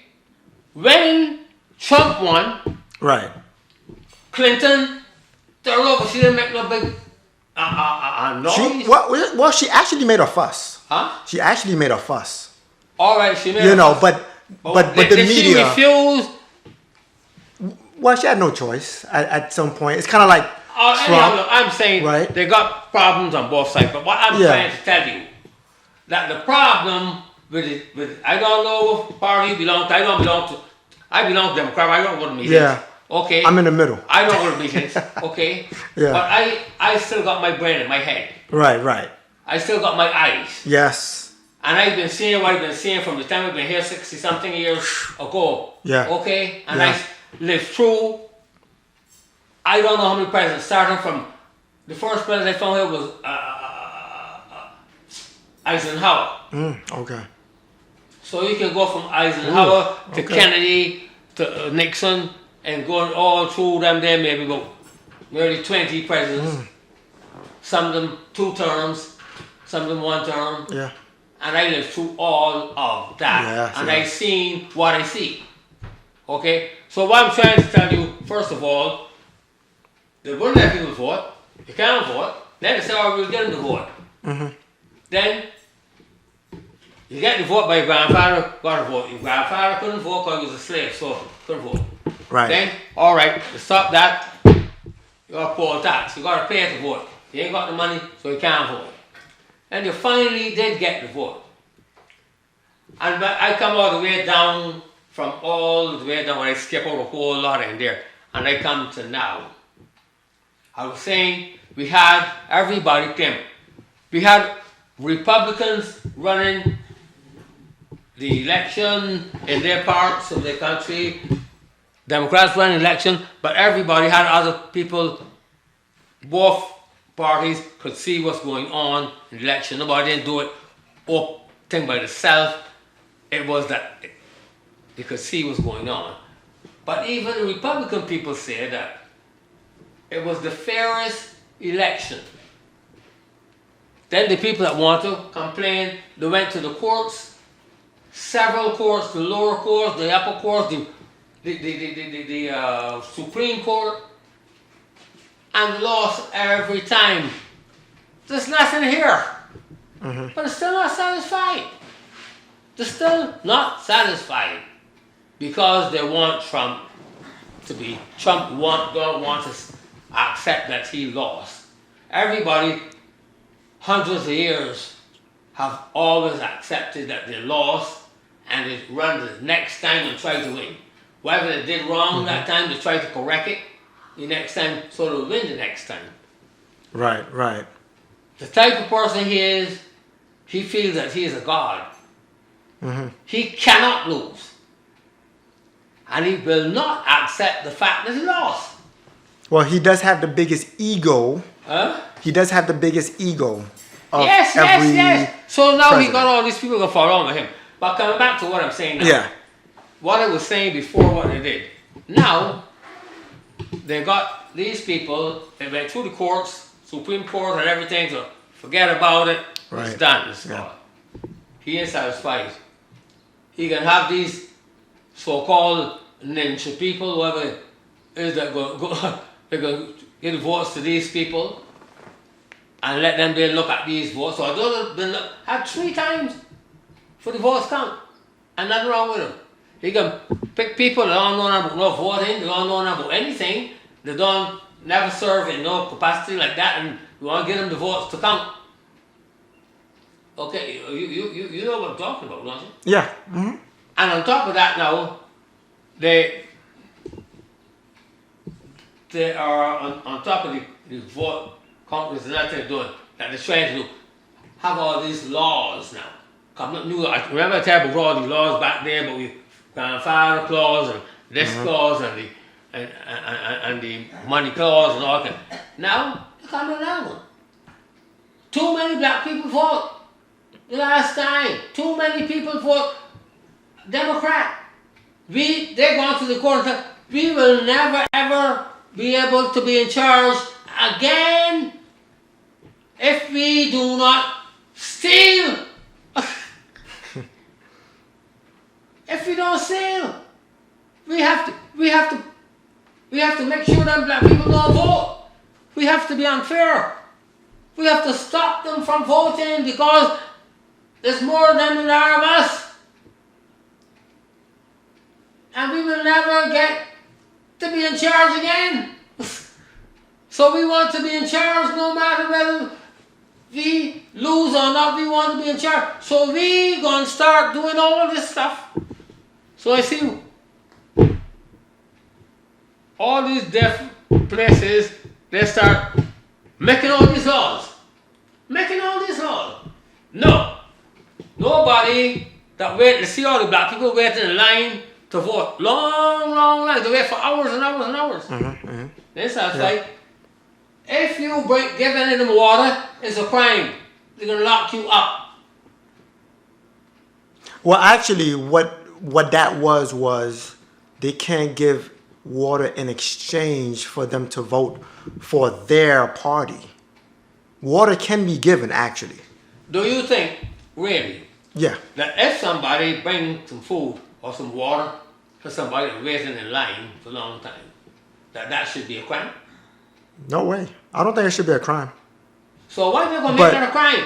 What was going on, what they found out, people were taking care of people as long as they voted for a particular party. That's what was So happening. you saying that they were not given They was given certain in- people any water? That They were serving They was them? asking them first who you voting for, and then Yeah. if you wasn't voting for who they want to vote for. But that was happening only on the black side. That was on the white side. No, that was happening on both Alright, sides. so if it happened everywhere. on both sides, then it cancel out. Right. If it happened on both sides, it cancel out. So then they should let this thing stay where it was. Why you gonna do that? So now we're gonna look. I see too many changes I in know. all these I know. years I was here. I know. And Yeah. none of the changes in to make black people no better off. The only changes that black people get is when they fight and die for change. The black people never hand them and give them any changes. Look, we realize we've been wrong. So here we can do this here, right? No, we had to fight for every inch of sand that we get.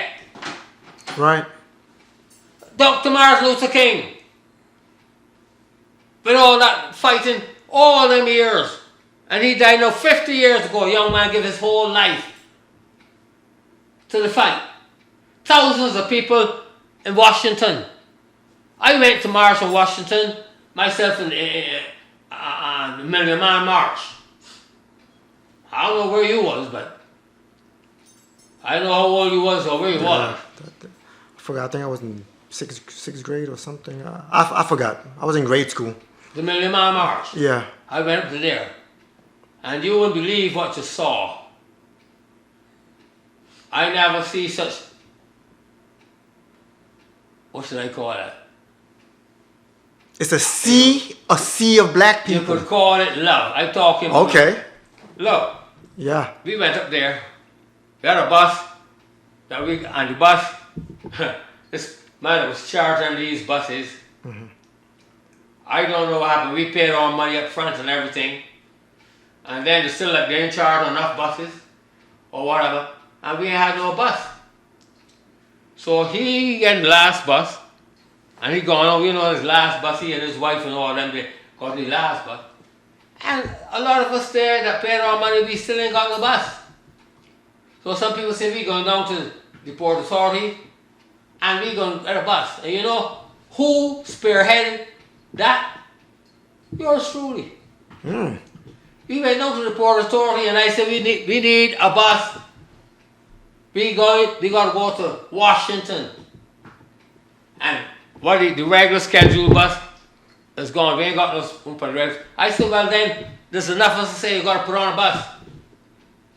And I said, where's the manager and everything? The time the manager down in the basement and tell me where to go. I went up to the manager down in the basement. I said, we got a lot of men up here. We want to go to Washington to Million Man March. We got enough people to load up a bus and go. Do you know he gave us a bus? I'm telling you, I've done a lot of damn stuff, man, in my time. Wow. Okay? Yeah. He gave us a bus and we had our own bus. We went to Washington. Now, things were so, people was lying on the ground all over the place. It was overnight, and some people sleep there overnight and the night before and all that kind of thing. A couple of nights people sleep up there on the ground in Washington. And sometimes you couldn't see, that was so sick with people, you couldn't see. And sometimes, oops, you're going to kick somebody who lined up and goes, oh, brother, it's all right. Oh, brother, it's fine, brother. Right. That's what you were getting. Yeah. Nobody said, nobody had you hit before. Yeah. Nobody just say that. Okay, brother, it's okay. It's good to see you, man. That's what we got. The 100 Million Man March. Before we even end, I feel like that's the difference between today and in that time. It was more organized, more peace and love, even amongst the blacks. Blacks knew, for some reason, the only way we're going to get out of oppression is to build together. But today, I just don't feel like that our people is doing I will this. tell you what the difference is now. The difference is today, it's not just black. One time it was black. One time it's We had black. just a few Yes. people like Warren, a couple of Jews went to kill them people down in the south. Uh-huh. A woman and a couple of guys. Do you know the Jewish people that got killed along with the black people? Okay, to find killing their station wagon and all kind of stuff. But now it is a policy thing. It is not so much the black race thing. It's the white brown thing. Now, Okay. you find more white people now in the protest movement against wrong than you'll find black ones now. Yeah. And that's what a change is. Yeah. That's why You're you right. find that Biden had to almost back up. Because it wasn't just about black no more. That fight, that saying that the Palestinians have a right not to be taken advantage of, that they have been. It isn't just black people saying that anymore. It isn't talking to them as much about just black. No, it's talking about right and wrong. One time, it was mostly the black people that did everything done with them. But now you're here talking about the Asian Pacific people. Huh? Yeah. When you go around there and kill 8 Asian Pacific people down there. And yeah. I remember. Where you call the places down there? That was like what? 2 months. He never said month and a that. half. Yeah. Huh? What she say? I didn't know what she's saying. Yeah. What she saying? No, nothing. Oh. Well, anyhow, right now there in Georgia, and killed them 8 people there. The other guy will kill another place. All these people kill these people. Now the same people, the people are knocking them down in the street. Now, we find that we're getting more and more hate problems. We always had hate, but hate used to be mostly against black people. But now we're getting more and more hate. And I don't know where your politics is, but I will remain true, not to no political thing. I don't go to political meetings. But I find that the Democrats are more about helping the average person than the Republicans. Republicans are about the rich people, basically. And I don't see how we get people going to Republican Party. People can go where they want. It's their right to go wherever they want and join with whoever they want to join with. But my experience over the 60 years I've been here, I write a lot of stuff about a lot of things, and I know what I see. And nobody ain't gonna tell me that I didn't see what I see. No, I didn't feel what I feel. When I come here and I go to a place for a job, and people are gonna tell me the job is gone already when the job ain't gone. That's because the seed is here. Don't want to tell me what I know. They can polish up all they want to polish up and fool who they want to fool. But when you live it, they can't fool you. I come and went to place a job, and I knew more than most of the people in the job because I learned my trade in Barbados, and I was learning to do the whole bookbinding thing. When I come back, I went back to bookbinding here. And here the people don't do a little piece of this and a little piece of that. There was nobody that learned how to do the whole job. But I knew how to from back home. Right. So then when I come with my intelligence, I coming up with making things like, coming up with making little machines to do things that they never did before.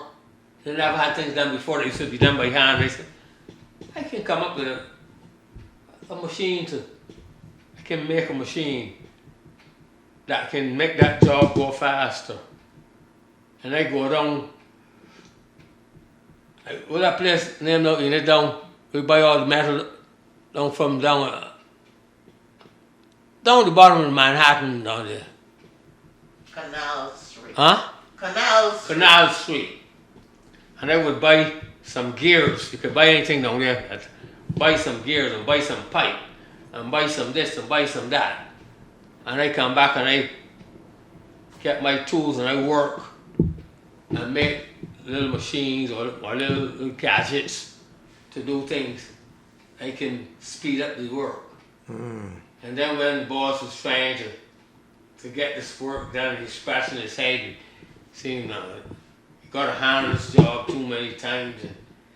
But I had shown him already that I could do things I didn't know.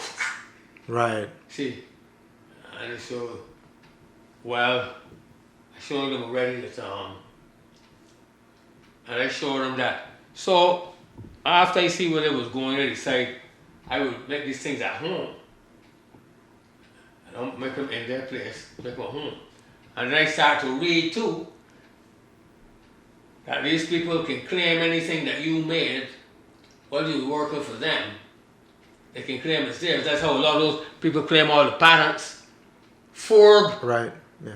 and all these people that claim we got them up in the air, these great people create all these, come up with all these inventions and all that. You know, most inventions come from black people invent them. But they never get the credit for them because they didn't have no money to produce them. Okay, but there's the ones that come with ideas. Right. A lot of times. Yeah. I see that firsthand with me. And so when I make this thing, and I used to sneak out a few of the things that we were making to carry them home, so I can try them in these machines that I'm making at home to see how they work, and if it needs, so I would bring out one or two, sneak out one or two, and carry home and try it and adjust my machine to suit. But I thought I had the machine pretty good. One of the bosses, "Stuart, man, I know you always come up with things, so you know, we have this problem here, man. Maybe you got an idea." But then I was cocky. As a young boy, you're too bloody cocky, you see? Yeah. If you're older and had more sense, you would know how to handle it different. I said, "You mean if I already got something we had for..." Right. Oh, you got something? Well, bring it in. Okay. Let's try it. And I was only too glad to bring it in. I bring my machine, and we try it. And wow. The thing that used to take, I think it's 3 people to do.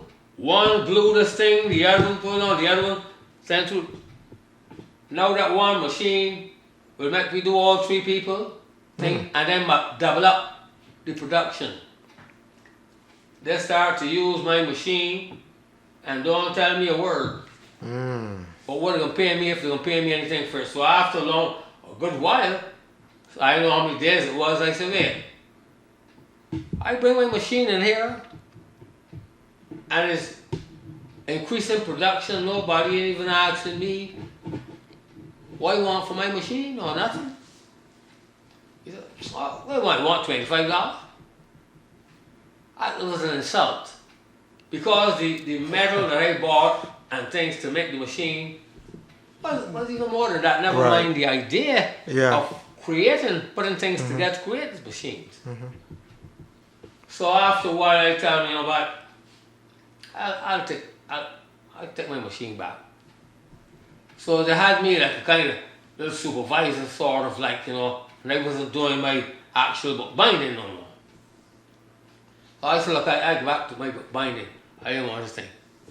So now this guy can the boss say, "This is a shop steward. I don't know if you ever work anywhere that had a shop steward, but I don't know what kind of work you did or nothing like that. As shop steward. But steward, the boss said he will fire you. But he said that if you go back to what you is doing and come up with these inventions and things, that he wouldn't fire you." I had it with him. I stand up all 5 foot 3 or 5'4" or 5, whatever, they stand straight up. And the boss had a son not too far away at his desk. It was a big place, well, employed more than 100 people. And I stand right up on the hall. If you want to fire me, let him fire me. I said, look out through that window. There's got to be somebody out there that knows how to appreciate somebody that knows what they're doing. And I know my goose was cooked. And that was the end of me and them. See? So I got a lot of experience in a lot of ways and a lot of places. And people telling me that the job is gone. That's why we had people that had an organization that used to employ white and black people Right. together. And when they send the black one out, and tell them, oh, we ain't got no part. No, we don't have nothing. We have some, but we ain't got nothing no more, and all that kind of thing. Sometimes after the same company send out a white person. A different time, look at different, they don't think that they know, have nothing to do with each other. And they come, oh, I'd like to serve you a part. Oh yes, come let me show you. We got about 3 over here, and if you're satisfied with that, we got some more over at that other place we can show you. I lived through that. I lived through all these things. Wow. So everybody will come and tell me no damn nonsense. I'm fortunate to still have this. Yeah. After all, some people, they lose it in the 50s, 60s. I still got it. Right. Yeah. So nobody will come and tell me. Of course, you don't want to talk about the white man, black man, but we got to talk about the white man. The reason why we got to talk about the white man is because he's the one that have the power in this country and has always had the power in this country and don't intend to relinquish none of it at no time. See, I was talking earlier there. He don't want to do what's right. He want might to be right. That's why he said in the other poem there, and I speak to you, when might be put to flight, because might is always right. We want to see might put to flight, and right won't be just for whites. That's why I said those things, because that's how it is. And they don't want to change their way and give black people and non-white people the same rights that white people have, that the other ones have. They don't intend to do that ever. They rather kill everybody and make this place into a pure white place. And they don't have no such thing as pure white no more. But they believe that there's still a pure white. And that this place belongs to pure white people. And only white people. That's where the problem is. That's where the fight is. That's where all the problem is. If they want to give everybody some kind of give everybody their due on a level playing field, we won't have no fighting. But they decide that this place is for white people and just for white people.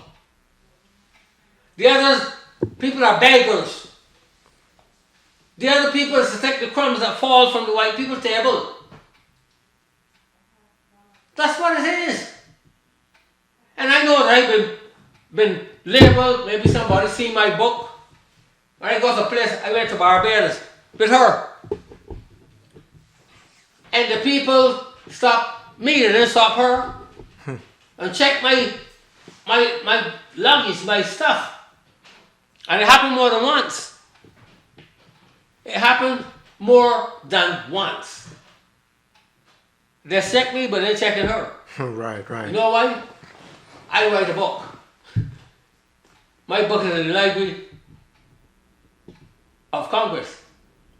And God only knows who else got my recent book. They're going up there. And I don't mix matters. I call it like it is. So I ain't going to be loved. Okay? Yeah, that's So they probably got me marked. I don't know. But I don't care. See? I come from Barbados. They're going, why the hell, on more than one occasion, why are they stopping me? I got a last question. Huh? I got a last question for you. Yeah, go ahead. I know time is winding down. This question is, many people migrate. You migrated from Barbados to come here. Yeah.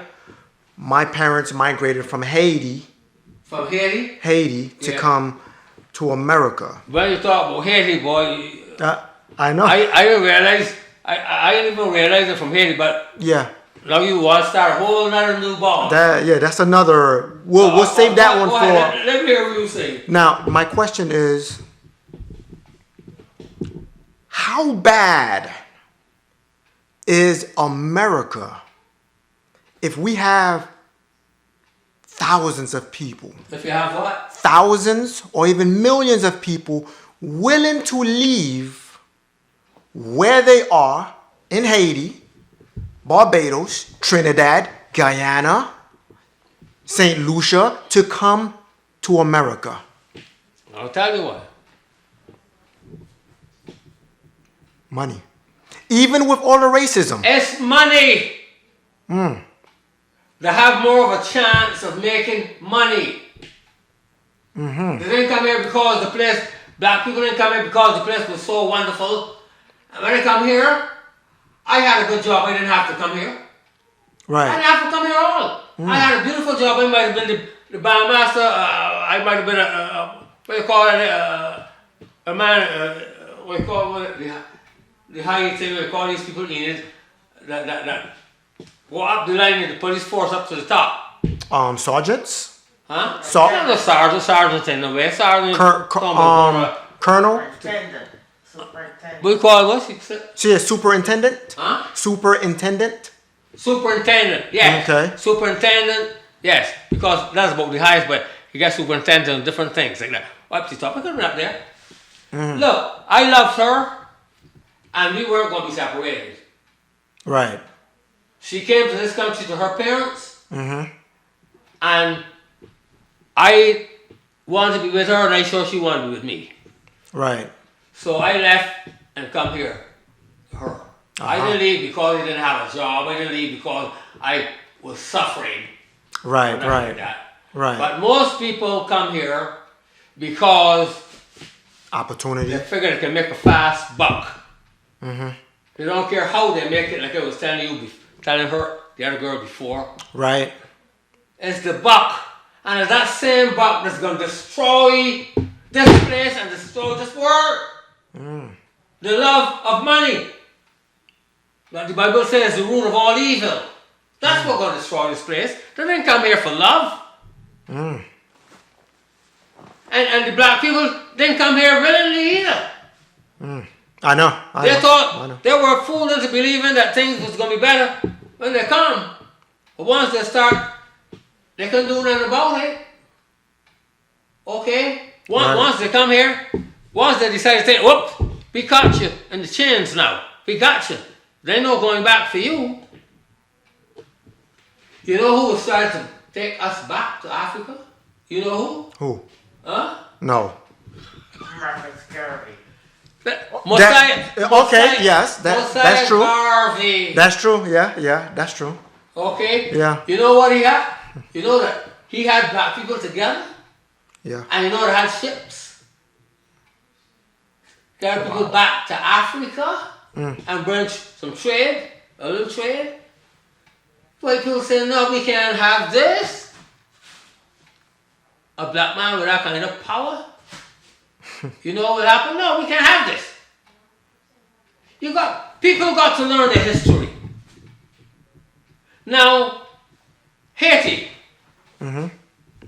You probably know more about Haiti, a lot more than I do. Since you come from there. No, I'm born and raised here. You're born and raised here. Yeah. Well, we had Haitian parents then, right? Yes. They're born and raised here too? Haiti. Huh? In Haiti. Haiti. Yeah. Haiti, so I don't claim to be a scholar of Haitian History. Haitian life or history or anything Right, right. like that. But what I do know is that Haiti refused to be colonized by the United States. And for that they pay a heavy price and is still paying a heavy Yeah. price. Yeah. I know. Haiti, rather than become subjugated and conquered, they rather fight like hell if they got to poison some people or whatever they got to do, and they try to keep the independence of these people. The United States ain't like that. It's 1 minute. But it is the poverty. People decide, okay, if you try to do anything that is right today, like my book here. Some people, if a white man had written a book that was far less, or the ones who have written books, far less worthwhile than what I've written, they would make some money. Look at this guy, we named that, you know who we're talking about, that the thing get on the bus and then we named Spike Lee? White things. The things that he write would have been great. He would be one of the richest people and most revered people in the world. But they're not going to do it because he's black. You understand? They're going to do it because he's black. They would rather you be subjugated and give up. So okay, I want to be a white man and I want to be a black white man in white America. But if you're saying, I'm a Haitian, I've been a Haitian, I come along and find my great-grandparents Haitian, Right. I want to be a Haitian, all that I need is an economy. I know a good friend of mine that used to go and take stuff to Haiti. Yeah, used to go and take stuff to Haiti. He died. Used to go take stuff to Haiti because he was he was not pretty well off here. He came from Barbados too. Right. to make it Okay. here. But because I come from Barbados, because of money, money ain't what bring me here. I come here because Of love. she's coming here. You came here for love. But money bring a lot of people here. Yeah, I know. They come here for the American dream. They call American. What's the American dream for black people? Tell me. The American dream for black For black people, people, not for white ones. For black people. for black people, should be freedom. It should be the ability I didn't ask what. Should ask what it is. for black people. Yes, what it is. What is American dream for black people? Not what it should be. What it is. Oh, what it is. Yes. Well, that's a tricky question. Look, if that was thing for black people, they wouldn't be fighting 400 years and still in the same place. We're still in the same place we've been fighting 400 years to get equality. You still kill that guy,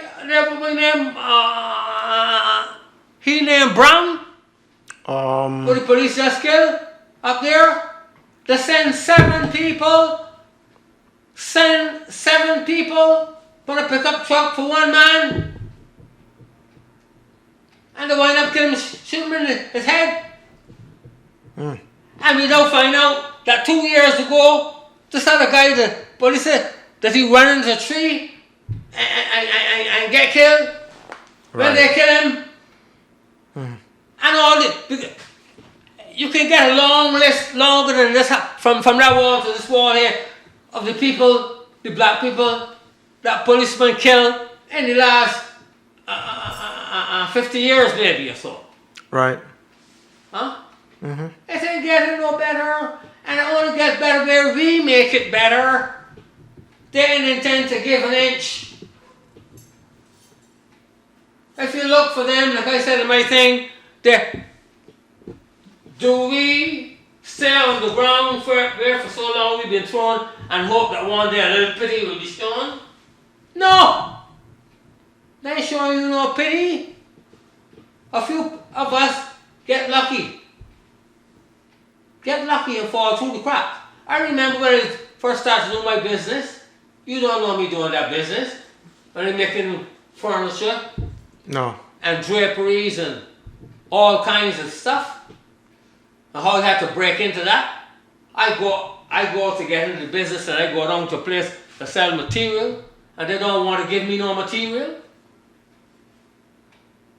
They don't want to give me material because they don't want me to do well. But so it so happens that the old man who started the business, I don't know Jewish people now, old man who started the business, he heard me making noise. Because I said, why you don't give me the business? What will you expect me to give to you? And there's pieces of material there. You expect me to show it to my customers when I think like I'm nobody. And I was making a lot of noise up there and he, in his office, he come out. Give us the man a book. He don't want to give me a big fancy book that I can show my customers. Right. Give us the man a book. Give us the man a book. Maybe he do business. Maybe if you give him a book, maybe he do business. I know about discrimination.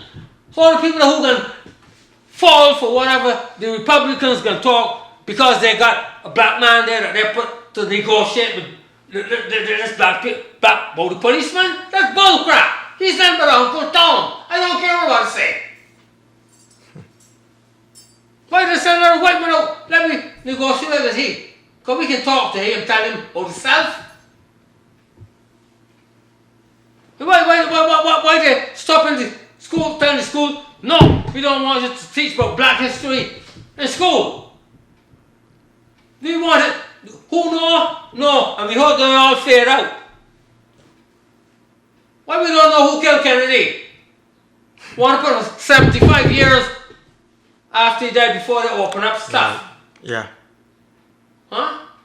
People like me, if I'm lucky, I'll be living that for 75 years. Maybe. I don't know. Maybe not. They don't want people to know to do all the dirt, the nasty deeds. United States, what they have is the opportunity to make money. And where did they get the chance to make this money? They start with the slaves, the black people, and the Indians. That's where they get their money from. They didn't come here with a lot of money. When England kicked them out from England, and sent the worst people over to this country, they run away, run and come over here called England and chasing them out. You got to know the history. And they come here to set up a place on the founding fathers. Okay?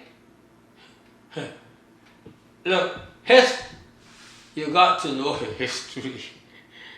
And that's why they don't want people to know the history. They don't want black people to know the history. They don't want white people to know the history. I remember when my kids went to school, small, we used to have stuff that they learned. Black history that some of the teachers didn't even know exists. I come to this country, I was fortunate. I went to school at night. I was fortunate to catch up with a guy who said he called himself a bishop of a little church, but I don't know what church he belonged to, none of my business, he was bishop. But he introduced me to some people that really showed me what the love of God looked like. A little tiny church, but a whole lot of love. I can't talk enough about them people. That's what love looks like. And I don't want to probably tire you out. But what's this love look like? I met this guy going to school at night. And we started on this conversation. Then he said, And I talk about what I was doing here, you know, I learned about binding. I bring my trade from back home and I do my trade here. And I could know more about trade than most of the people there. But I don't know a little piece here, a little piece there, and I know the whole thing and I talk about it. Oh, you can do that? I say, yeah, but I do this too, and I do that. I got some people I want you to meet. And the people he wanted me to meet was living in my same block where I live. Right. Had a little church. I didn't know about them. I didn't know them. Had a little church. Their offering used to support the unfortunate people in the block, that less fortunate people, the poor, and the parents didn't have nothing to give them. Or that's their offer. Used to do that. Wow. He said he wanted to meet these people. So when I met these people, and they're finally, you could do that, and you could do this. You should have your own business. I said, just come to this country. I don't have no money to rent no place. How you do business? I can't do no business. you know. So yeah, but you should be able to do business. And they say, you know what?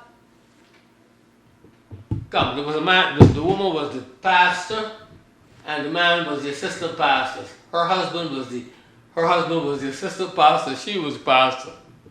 I had never seen it that reverse before. Right. So that's the first that I ever seen. And he used to tell me something, come here and talk with me, man, in my office. And he said, you know what?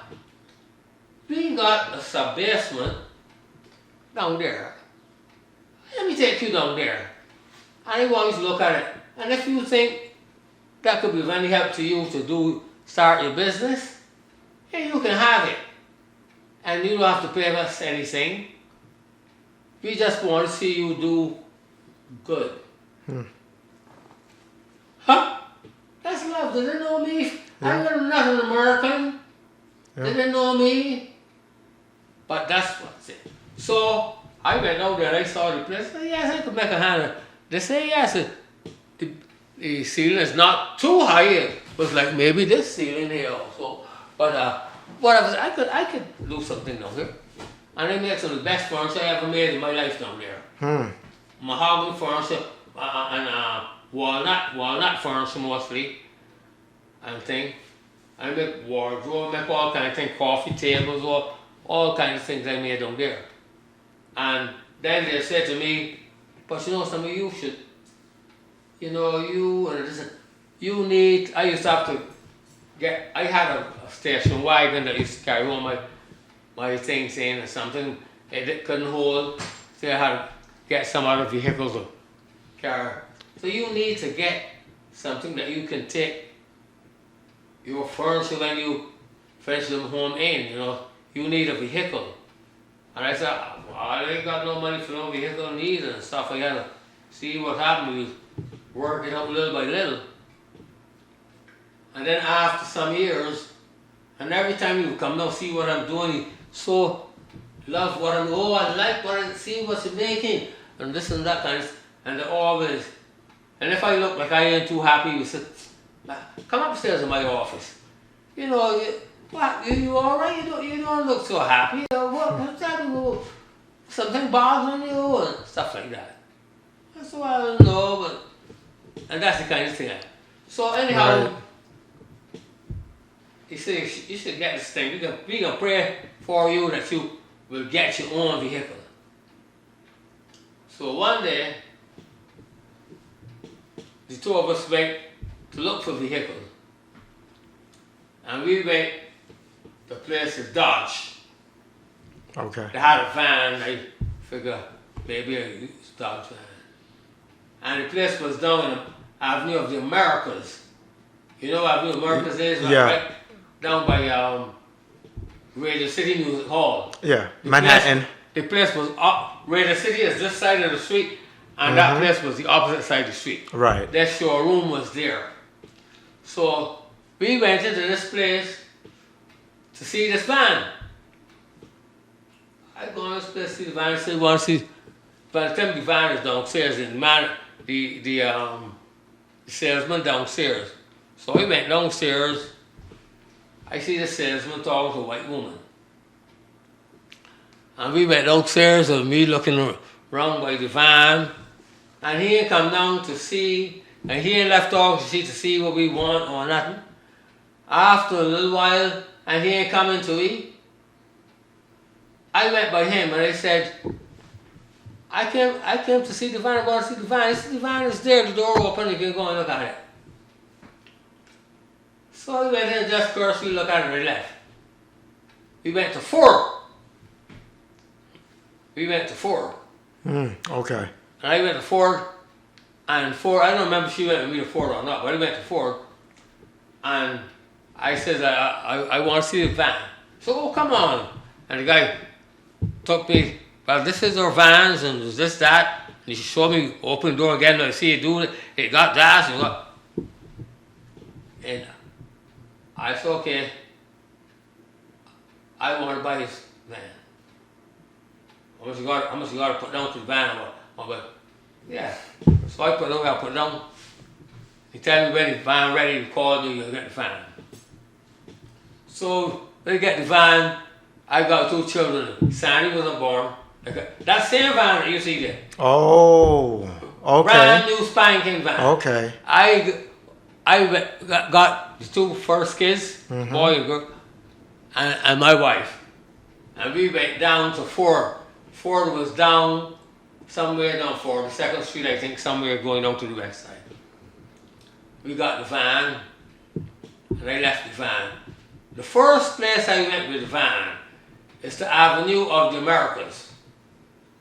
It had a window that was bigger than this place here. Big, but if you go down there, at that time you could park down there, at least you could park for a little. Okay. It wasn't like how it is now. Right. And I parked the brand new van right under the window, right up the window, big picture window. And I went inside and looked for that man that wouldn't pay us no attention at all. Tell you, the van there, go and look at it. I went and looked for him. And they said, you remember me? Remember you? Yeah, I wasn't here just a couple of weeks ago. Me and my wife. And we wanted to buy a van. And I guess you thought that we can buy a van. So you thought we gonna look at yourself. You didn't give us no attention at all.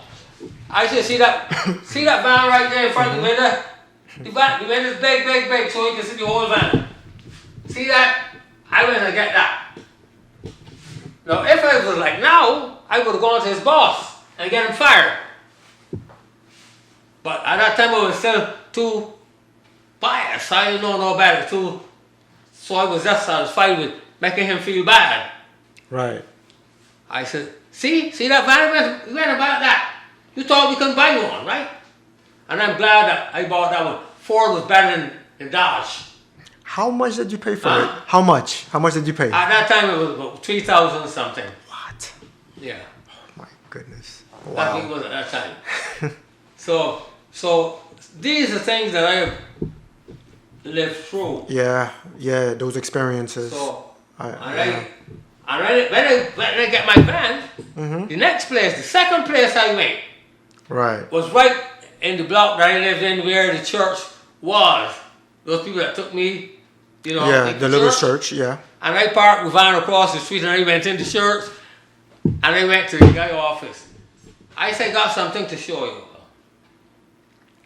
And I said, I want to show the Miss, we call her Elder Small. She's the, what we call her, she's the minister, what do we call she?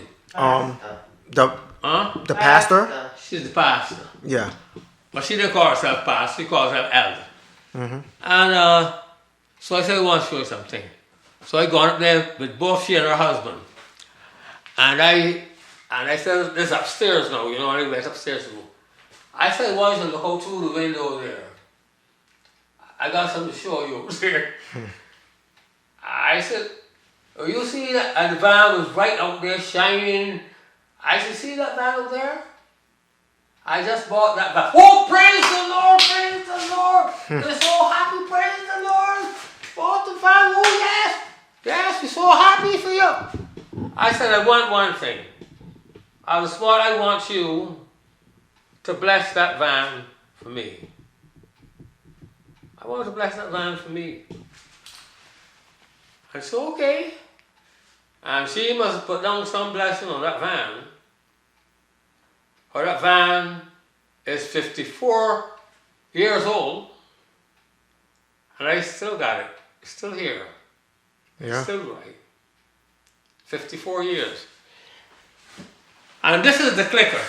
I know it's a long, long story, but this is, many people won't hear the story. Uh-huh. But this is the clicker. They said to me, all right, so now that you have that van, I don't, if you can, man, we go to different place every year. Our church, we go to the mother church, or them in Kentucky, or we go in North Carolina to a different church, or we go in South Carolina, we go in Montreal or Canada somewhere, different church, we go different church, every year we assemble at this church. Yeah. And if you could manage to tear yourself away from your job, mind you, this job is, oh, they give me a place to work. Right. I don't pay a cent for it. If you can tear yourself away from this job, we would be happy if you would take us, as many of us as you can, in your van. The van could hold about 10, 12 people or something like that. So I said I'd be happy. Oh, but before you tell me yes or no, there's one proviso. You have to let us pay you, and you have to take the money. Okay.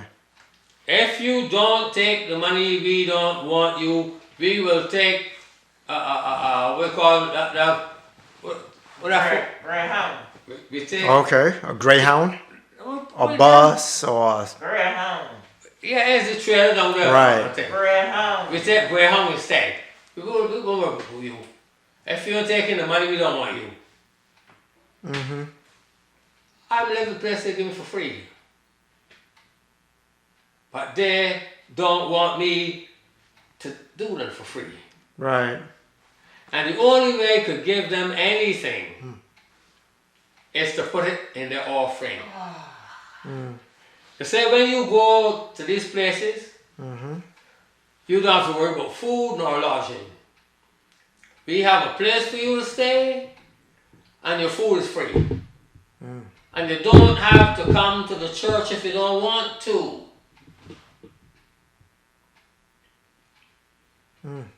What do you want to think about that? Wow. What you got to think about that? We ain't telling you to come to the church. We're not putting no screws on you because we give you a place free to work in. No screws. Yeah.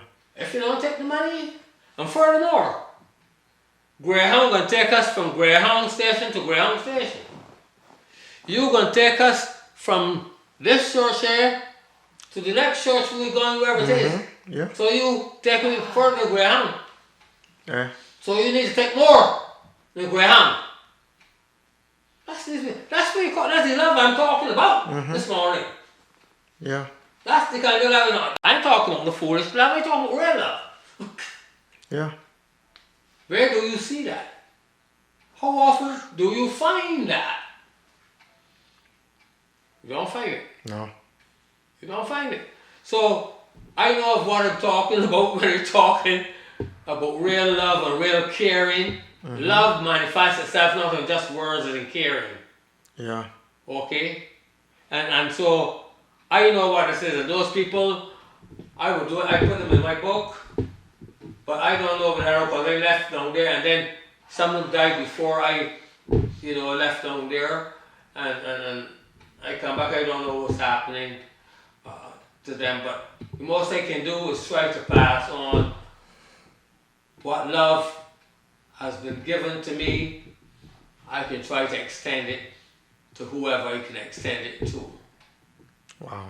But that is love, such as I never had.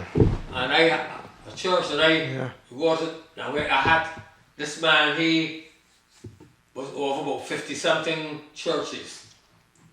He was in charge of all of them, and I had a fight with him. I had a fight with him. I had to let him know, you know, my Bible. I may not be the pastor or the overseer of all these churches, but don't tell me what I know. I tell him I know my Bible. He doesn't believe in that people who are what we call them, what is call them people? Speak in tongues.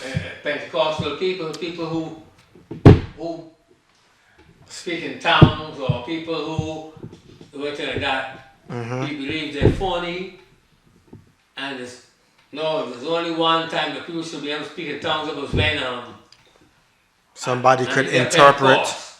right? On their Pentecost, and that's the only time because everybody to hear in their own language. Wow. I would like to actually save that for a different time. I would love to have a sit down with you and talk about religion. Different sectors. Talk about what? Religion and different sectors. But I would save that for a different time. Because that's another story. That's another, yeah, I would love to get into that. I tell you, he was over a lot of churches. Yeah. And I tell him, look, let me tell you something. I have never seen love in this church like I seen in this little church that have love and taught me what love really is about. Show me the love of God in action. Yeah. Such as this big church will never show me. Right. So nobody don't tell me nothing about them. The Bible say, let the wheat and tares grow together. I start quoting them all kinds of scripture. The Bible says let the wheat and tares grow together. And you don't pull them up, because you may pull up wheat for tares, or tares for wheat.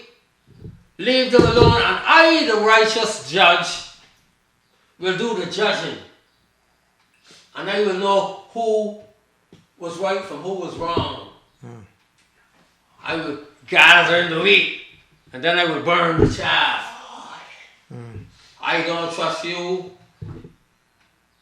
to tell me who is wheat from who is tares. You leave them alone. Jesus had to tell the disciples many times when he said, Jesus, tell them people to talk about they're not with us. Jesus said, they're with us. They're not with me. If not against me, they're with me. Leave them alone. Jesus had to constantly tell the disciples, put them right, not the wrong. I am not just your Jesus.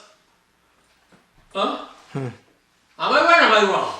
If Right. you know the scripture, we can get down to the Yeah. scripture if you want to get down there. Yeah. Because you teach somebody a little something, then they're always going to think they know more than you. Okay, and Jesus had to do that to disciples many times. Because Jesus is just for us here. You know, it's just us go here, not them. No. It's not just for them. And for everybody who believes. Yeah. The Jews, the Greek, and everybody else. So don't tell me who came before me. Yeah. And I will never fail to talk about my good Lord, because there's so much that He did for me. Proved to me when I was coming here, He provided somebody for me at the immigration department. I was supposed to come here and get married and go back home. And then they were supposed to, her parents were going to send for me to bring me back in. I had just come on vacation, on a vacation to get married and to go back home, and then they have this lawyer to bring me back in. Right, yeah. So we wanted to go to Niagara Falls for honeymoon. You heard about Niagara Falls, right? Canada or in the U.S.? Niagara Falls, New York. New York. It's Okay. a border between New Yeah. York and Canada. Yeah, It's upstate New York or whatever. I know. Yeah. But anyhow, so we to go up there to Niagara Falls, and so I went down to the immigration. We had some friends that live in Canada, so I went over to immigration to find if my papers were in order, and if I did go over into Canada, if I was going to be able to get back in, if my papers were all right. So I asked him this question, and he didn't answer me. He just looked at me. Would you like to stay in this country? My eyes were open. He shocked me, I know, to say. I said, could I? The man didn't answer the question that I asked him, but if my papers in order, he asked if I would like to stay in this Yeah. country. I said, could I? Well, he said, are you there right there? He went and bring me back some papers from down the back and tell me to take them home and fill them out and bring them back to me. I am shocked beyond mention. I go on now home, tell her mother, you know, when I went down to the immigration, he asked him if my papers all right to go over there. The man ain't asked me, yet he just asked me if I want to stay in this country. And went and bring these papers and tell me to go home and fill them out and bring them back to him. I said, no, they're telling you wrong. Somebody putting you wrong. We got a lawyer here already making papers to bring you back in, don't mind them. He's telling you wrong. He put you wrong, and they convinced me, put it wrong. So I said, you know what, I'll go back to carry these papers back to this man.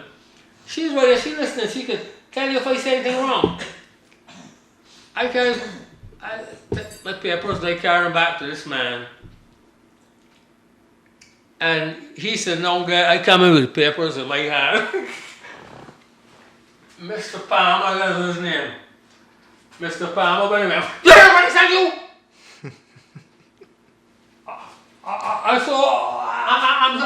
Mr. Palmer, I'm so sorry. I'm so sorry. And I left him, and I went back home and filled out the papers and bring them back to him. And when I bring the papers back to him, and he takes the papers from me, he says, yes. Now you're all right. You can go to Canada and then come back. It'll be all right. And when you get back here, I want you to get a job. I am on vacation. I'm not supposed to have a job. Am I lying? No, that's right. When you get back here from Canada, I want you to get a job. And if anybody from the immigration come to you and tell you anything, tell them to talk to Mr. Palmer. Oh God. Are you believing anything I'm telling you? Yes. Yeah. You always believe why I believe in God so strong? And nobody can change my mind? I didn't know the man from nothing. The man didn't know me from nothing. It got to be God doing this. The people at the church didn't know me from nobody. I ain't born here. Right. They never been to the West Indies. How is it that they take me just like that and give me a place to work free? And make sure that I don't give them nothing for free. Huh? This ain't fun. This ain't no joke. This ain't no voodoo. This ain't no nothing. This ain't nothing funny. This is what I told you about. This is fair. And it's only God. And that ain't the only thing. That ain't the only thing. So I go on and we go and come back and get a job and so forth and so on. And then they tell you about what happened in the place they job they get and that I making all these things that I can fix things and all, you know, I can make the production better and all that stuff, and improve the production. All these things that I do, and I get the van and all these kind of things. It's God working. And that place, I hear the phone, and that place that I have, God gave me that. I didn't have no money. See how big the place is? Yeah. And I said, Lord, that's too big. Look, I would blow your mind telling you about God. Wow. You hear? Yeah. Look, I got a place in Manhattan I was living. And then we got, after I get the van and all that, later on, my business pick up from the place that I was working in, and I was able to get to go in a loft building on the 6th floor loft. Okay. Those people were happy to see me improve from the basement and going to loft. And I go up there in this loft, and after a while working over that loft for some years, the city decided that they want the place that this man place. He had a six-story building, and I was on the 6th floor, but it had an elevator, so I could take my furniture up and down wherever I got an elevator. So the city wanted the building for urban renewal. You might have heard, I don't know if you ever heard about urban renewal, but they wanted to change up the place, and so they wanted to modernize it. they want to take the man building, put it down. So he had to give up the building, and everybody that was renting them 6th floor, we all had to leave. Had to go and look for somewhere. And I was living in Brooklyn then, and they said, well, the money they was paying there, I couldn't find a way that I could afford, and I couldn't rent in Manhattan no more. That was in Manhattan. So I said, well, I look around in Brooklyn. Why are you living in Brooklyn now? Yeah. The only place I could find to live was a place like that I could afford would be down by Franklin Avenue. It used to be one time, it used to be bad. One time down there, you don't want to stay down there too late after the sun go down. So I say, I can afford to live down there. So I running all about the place. She looking in the newspaper and Sanders and everything, saying she can find a place that we can get to rent. I didn't have the money, but I still looking for a place to buy, you know. I look for a place to buy to work in. Right. And I ain't got the money, but we still looking. So after several months we looking, and by then we had to gradually get out of the place from up in Manhattan. One Sunday we pick up the paper. We had stopped looking and pick up the paper one time so we can look again. And she looked out to call this she saw a place. She said, I see a place that's it for rent, but it didn't say exactly pinpoint where it is or nothing, but it said somewhere down Clarkson Avenue. And I said, well, I was looking for a place. I had places I couldn't afford, and I had places that too big, and I had places that all these things I couldn't afford, but I hardly could afford anything.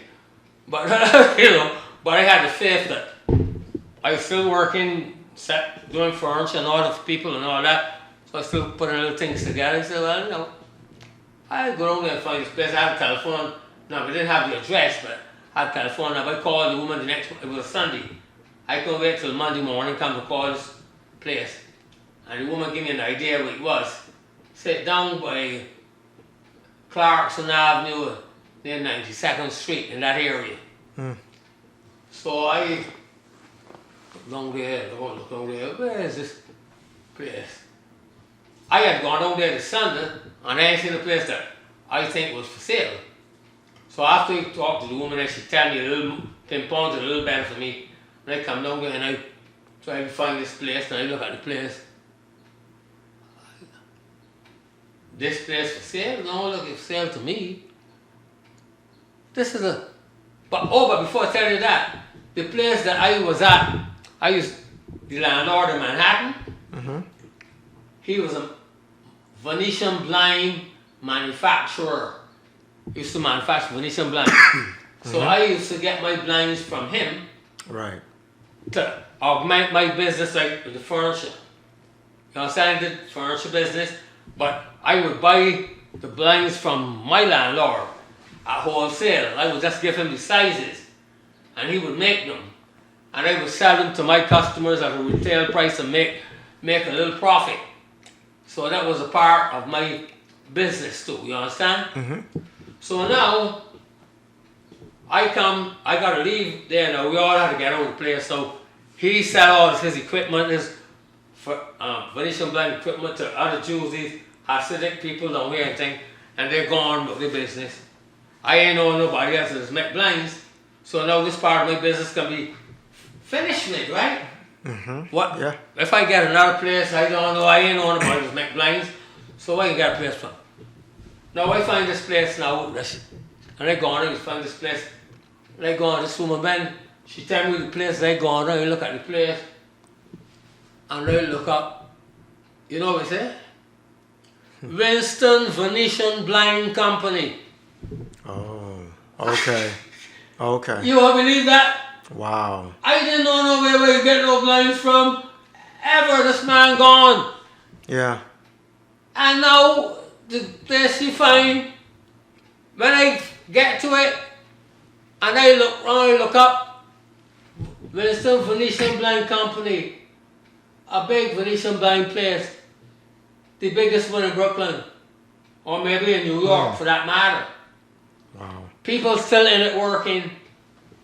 And I said, Lord, you know that's just what I want, because I needed my Venetian blind business to go on, and I didn't know what to get them from or nothing like that. And this is a Venetian blind company right here you sending me to. You can't be giving me this not to give it to me. No, Lord, no, you know this is just what I want. You gotta give me this. I said, but I ain't got no money. I ain't got no money, so how you gonna get this place? And this place too big. You get in no little place that I can afford.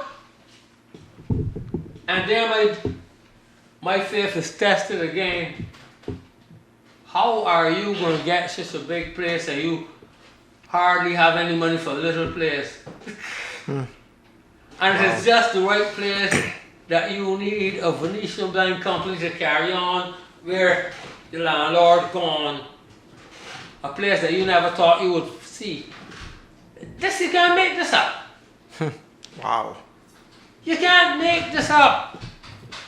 So then I go to the place, now when I go to the woman now, and I tell she, well, she said, well, you know, we got to get, my husband died and we got to get rid of this place, and so on. So now, we got to sell the place, so if you want this place, but, you know, but you know, I can't tell you can get it yet, because there are people that are interested in it. And I said, Lord, my God, oh my Lord, they probably got money, I ain't got none.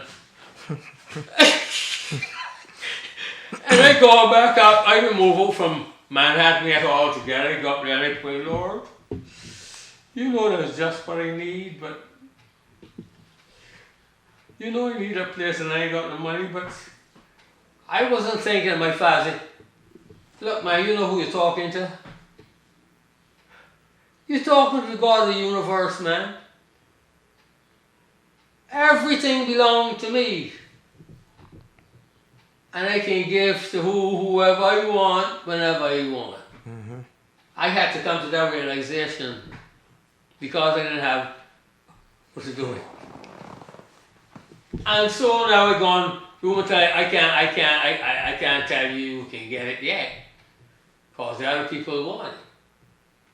And there were other people in Clarkson, other Jews that wanted it. Two sets of Jews wanted the place. So I was bamboozled when she called me, I don't know if it was a week later or something, and Mr. Stewart, if you still want the building, it's yours. I said, oh my God, me the people fall through. I said, Lord, God working for me all the time. I still financially embarrassed.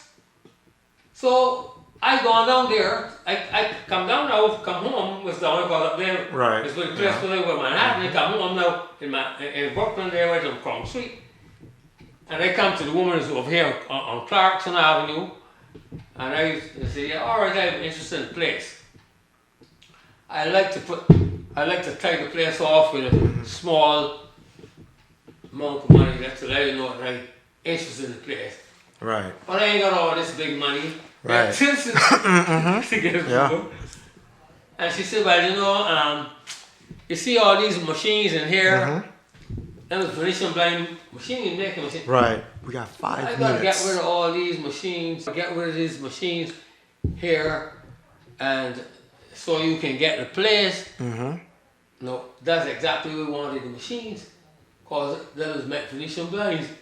Yeah. And I want the whole hog, the whole Venetian blind company I want. You understand? Wow, yeah. And then I will fit my furniture in the place too. But she didn't know that I was interested in that, and I didn't let her know. So I pretend I wasn't all that interested in, well, we're going to get the thing. I said, and I tell you what I'll do. I'll just charge you a little bit of money. I'm not going to charge you what these things worth, because you may not want, but I'll charge you, just give me a little bit of money for them. And you can do whatever you want with them that you like.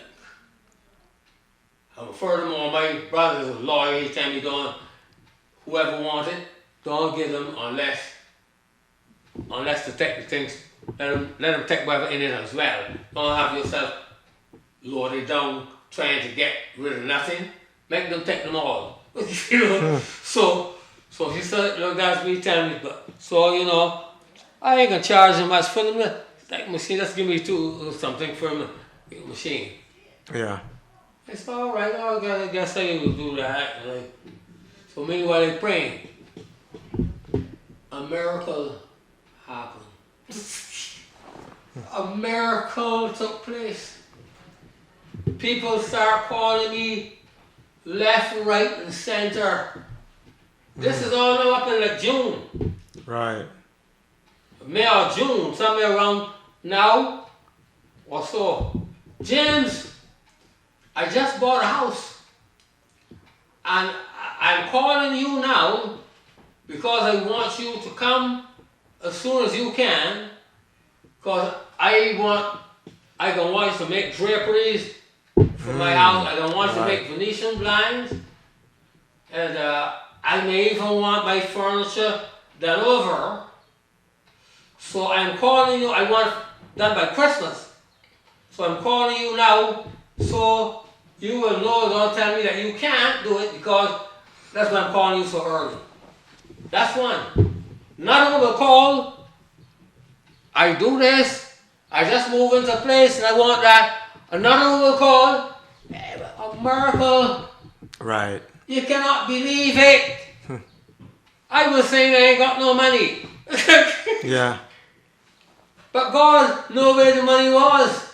And He sent all these people buying the houses, people, you know, moving up. People that emigrated here and things like that, you know, migrated here and they just work for enough to buy a house, or they just get another apartment or something. And they're all calling me, James, I know you got to give you the work real early. So I want you to, I don't want you to tell me that I can't do it, so come as soon as you can and get the deposit. So I went around to all these people and signed them up. Okay. Took deposit, signed them up, took the deposit, signed them up, took the deposits.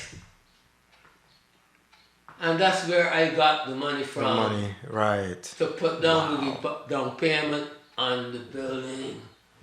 Wow. I know it's a long story, man, you must be tired. But let me tell you, it's about God, that's what it's about. Right. So if I do nothing else today, and I convince you that God is real, and that there ain't nothing funny but believing in God, a God that moved mountains, a God that worked miracles for people. If I do nothing else today, I convince one person that that is true, then I would have done something. I got a nephew that had a daughter, a brilliant daughter, that married a man, wind up killing her. Wind up killing her. I am the senior member after my sister. I got a sister that's 90, going to be 95 in December. And she is the matriarch of a big family. I am the next person in line. I'm the patriarch. And I'm the oldest living male in the whole big family. Right. And I'm telling you that there's something I was going to say just now about, I don't know if you can remind me what it was I was going to say. Something I was going to say when I talked to my sister. She is a strong believer in God herself. I don't have to listen by what the church say or what the church tell me. I don't go by that. I don't go by that at all. Because I raised up in a church that refused to take me into membership into the church, although I grew up in the church, in the Sunday school, doing recitations, doing dialogues, singing in the church, in the Sunday school, doing everything. But when I went and got a job in the police band, when I went to become a member as a senior member now, as a man, I want to join church, they said, no, we can't take you in church. Wow. Because you play, they call it banjo. I don't know what banjo is. I play calypso and all that kind of stuff in the band, so they can't take me in the church. God don't do that. Who gave me the ability to play music? Who gave me the ability? Who gave the ability to write music? Who gave the ability to write music or play music that makes people happy? Or anything like that. Cheer people up when they're sad. God do that. And I don't believe that God got to get. He's talking about praise Him with the cymbals, the harp, praise Him, the trumpets. Read the Bible. Yeah. Huh? He talks about praise Him, the music, the cymbals, the dance. But no, they're saying, no, I can't be a member of church because I play music. But I didn't pay them no attention. I didn't drop God because they say that, so they're supposed to be representing God, and so now whatever they say is right. And I don't take my cue from them. Jesus came here in this world to be an example for us to follow. To have the Pharisees that know the Bible backward and forward. Yeah. Yet they would pass somebody going to the synagogue.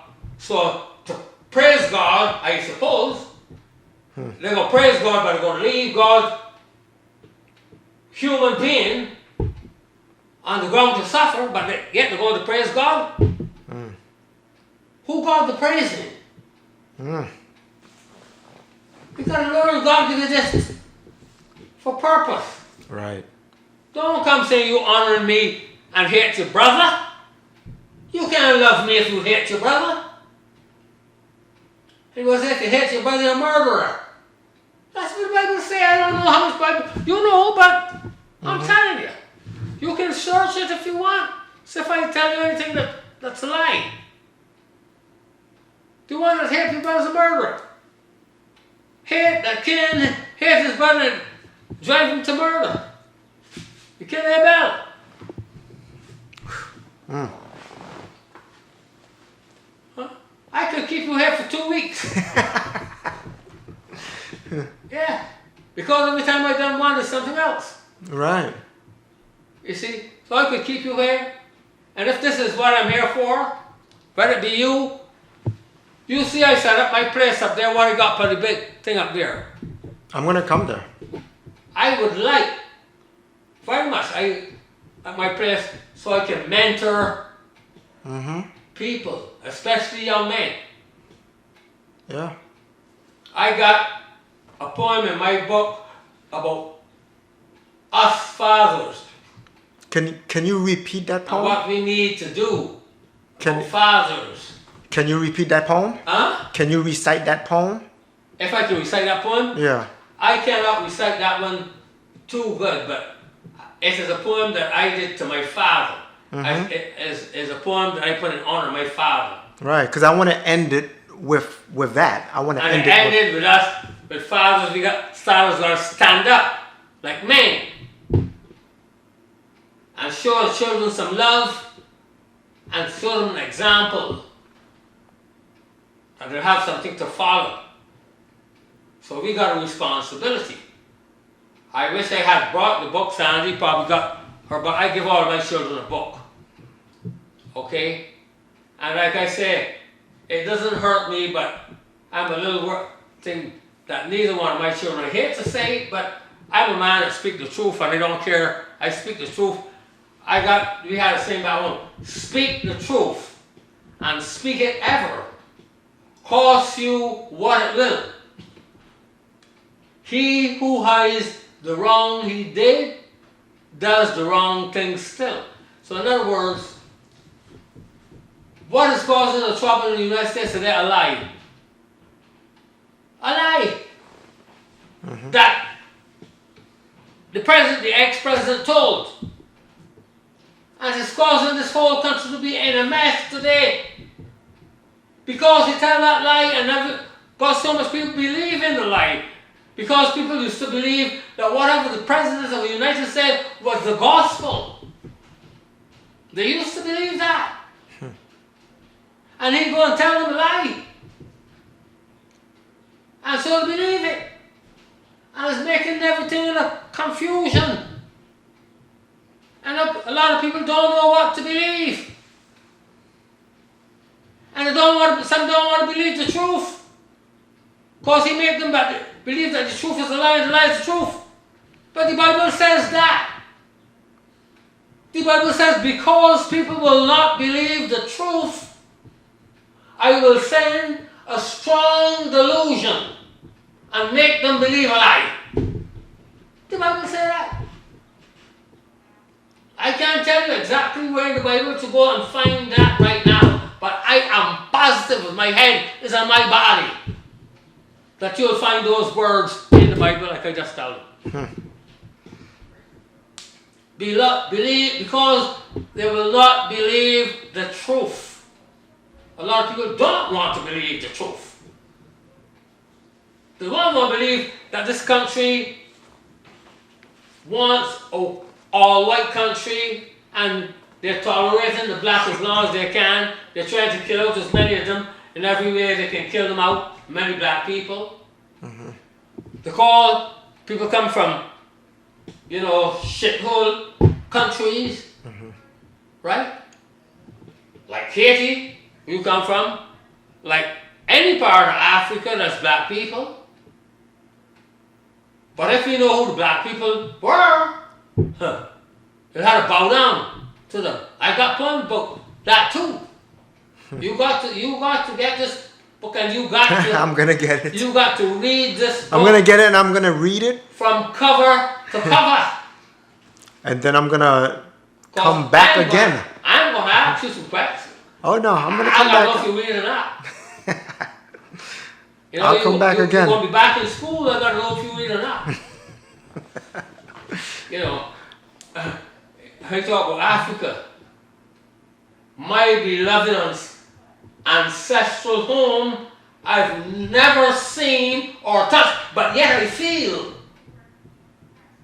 I never see it or touch it, but yet I feel it. She asked me a question today, or something like that. Not about people that I see, but I feel the connection. Right. You giant of a continent, with the minerals of the world entrusted to your care. Africa, Yeah. where deep beneath the earth your precious jewels are stored, and where in your gigantic forest all kinds of animals and kind of whatever thing abound. Animals, birds, and everything abound. And where in your forest great whatever things are found. Why are you bowed down as though you have no strength? When strength is plentiful, just better to be realized. How long will you remain on bended knee while others suck your blood and therefore weaken?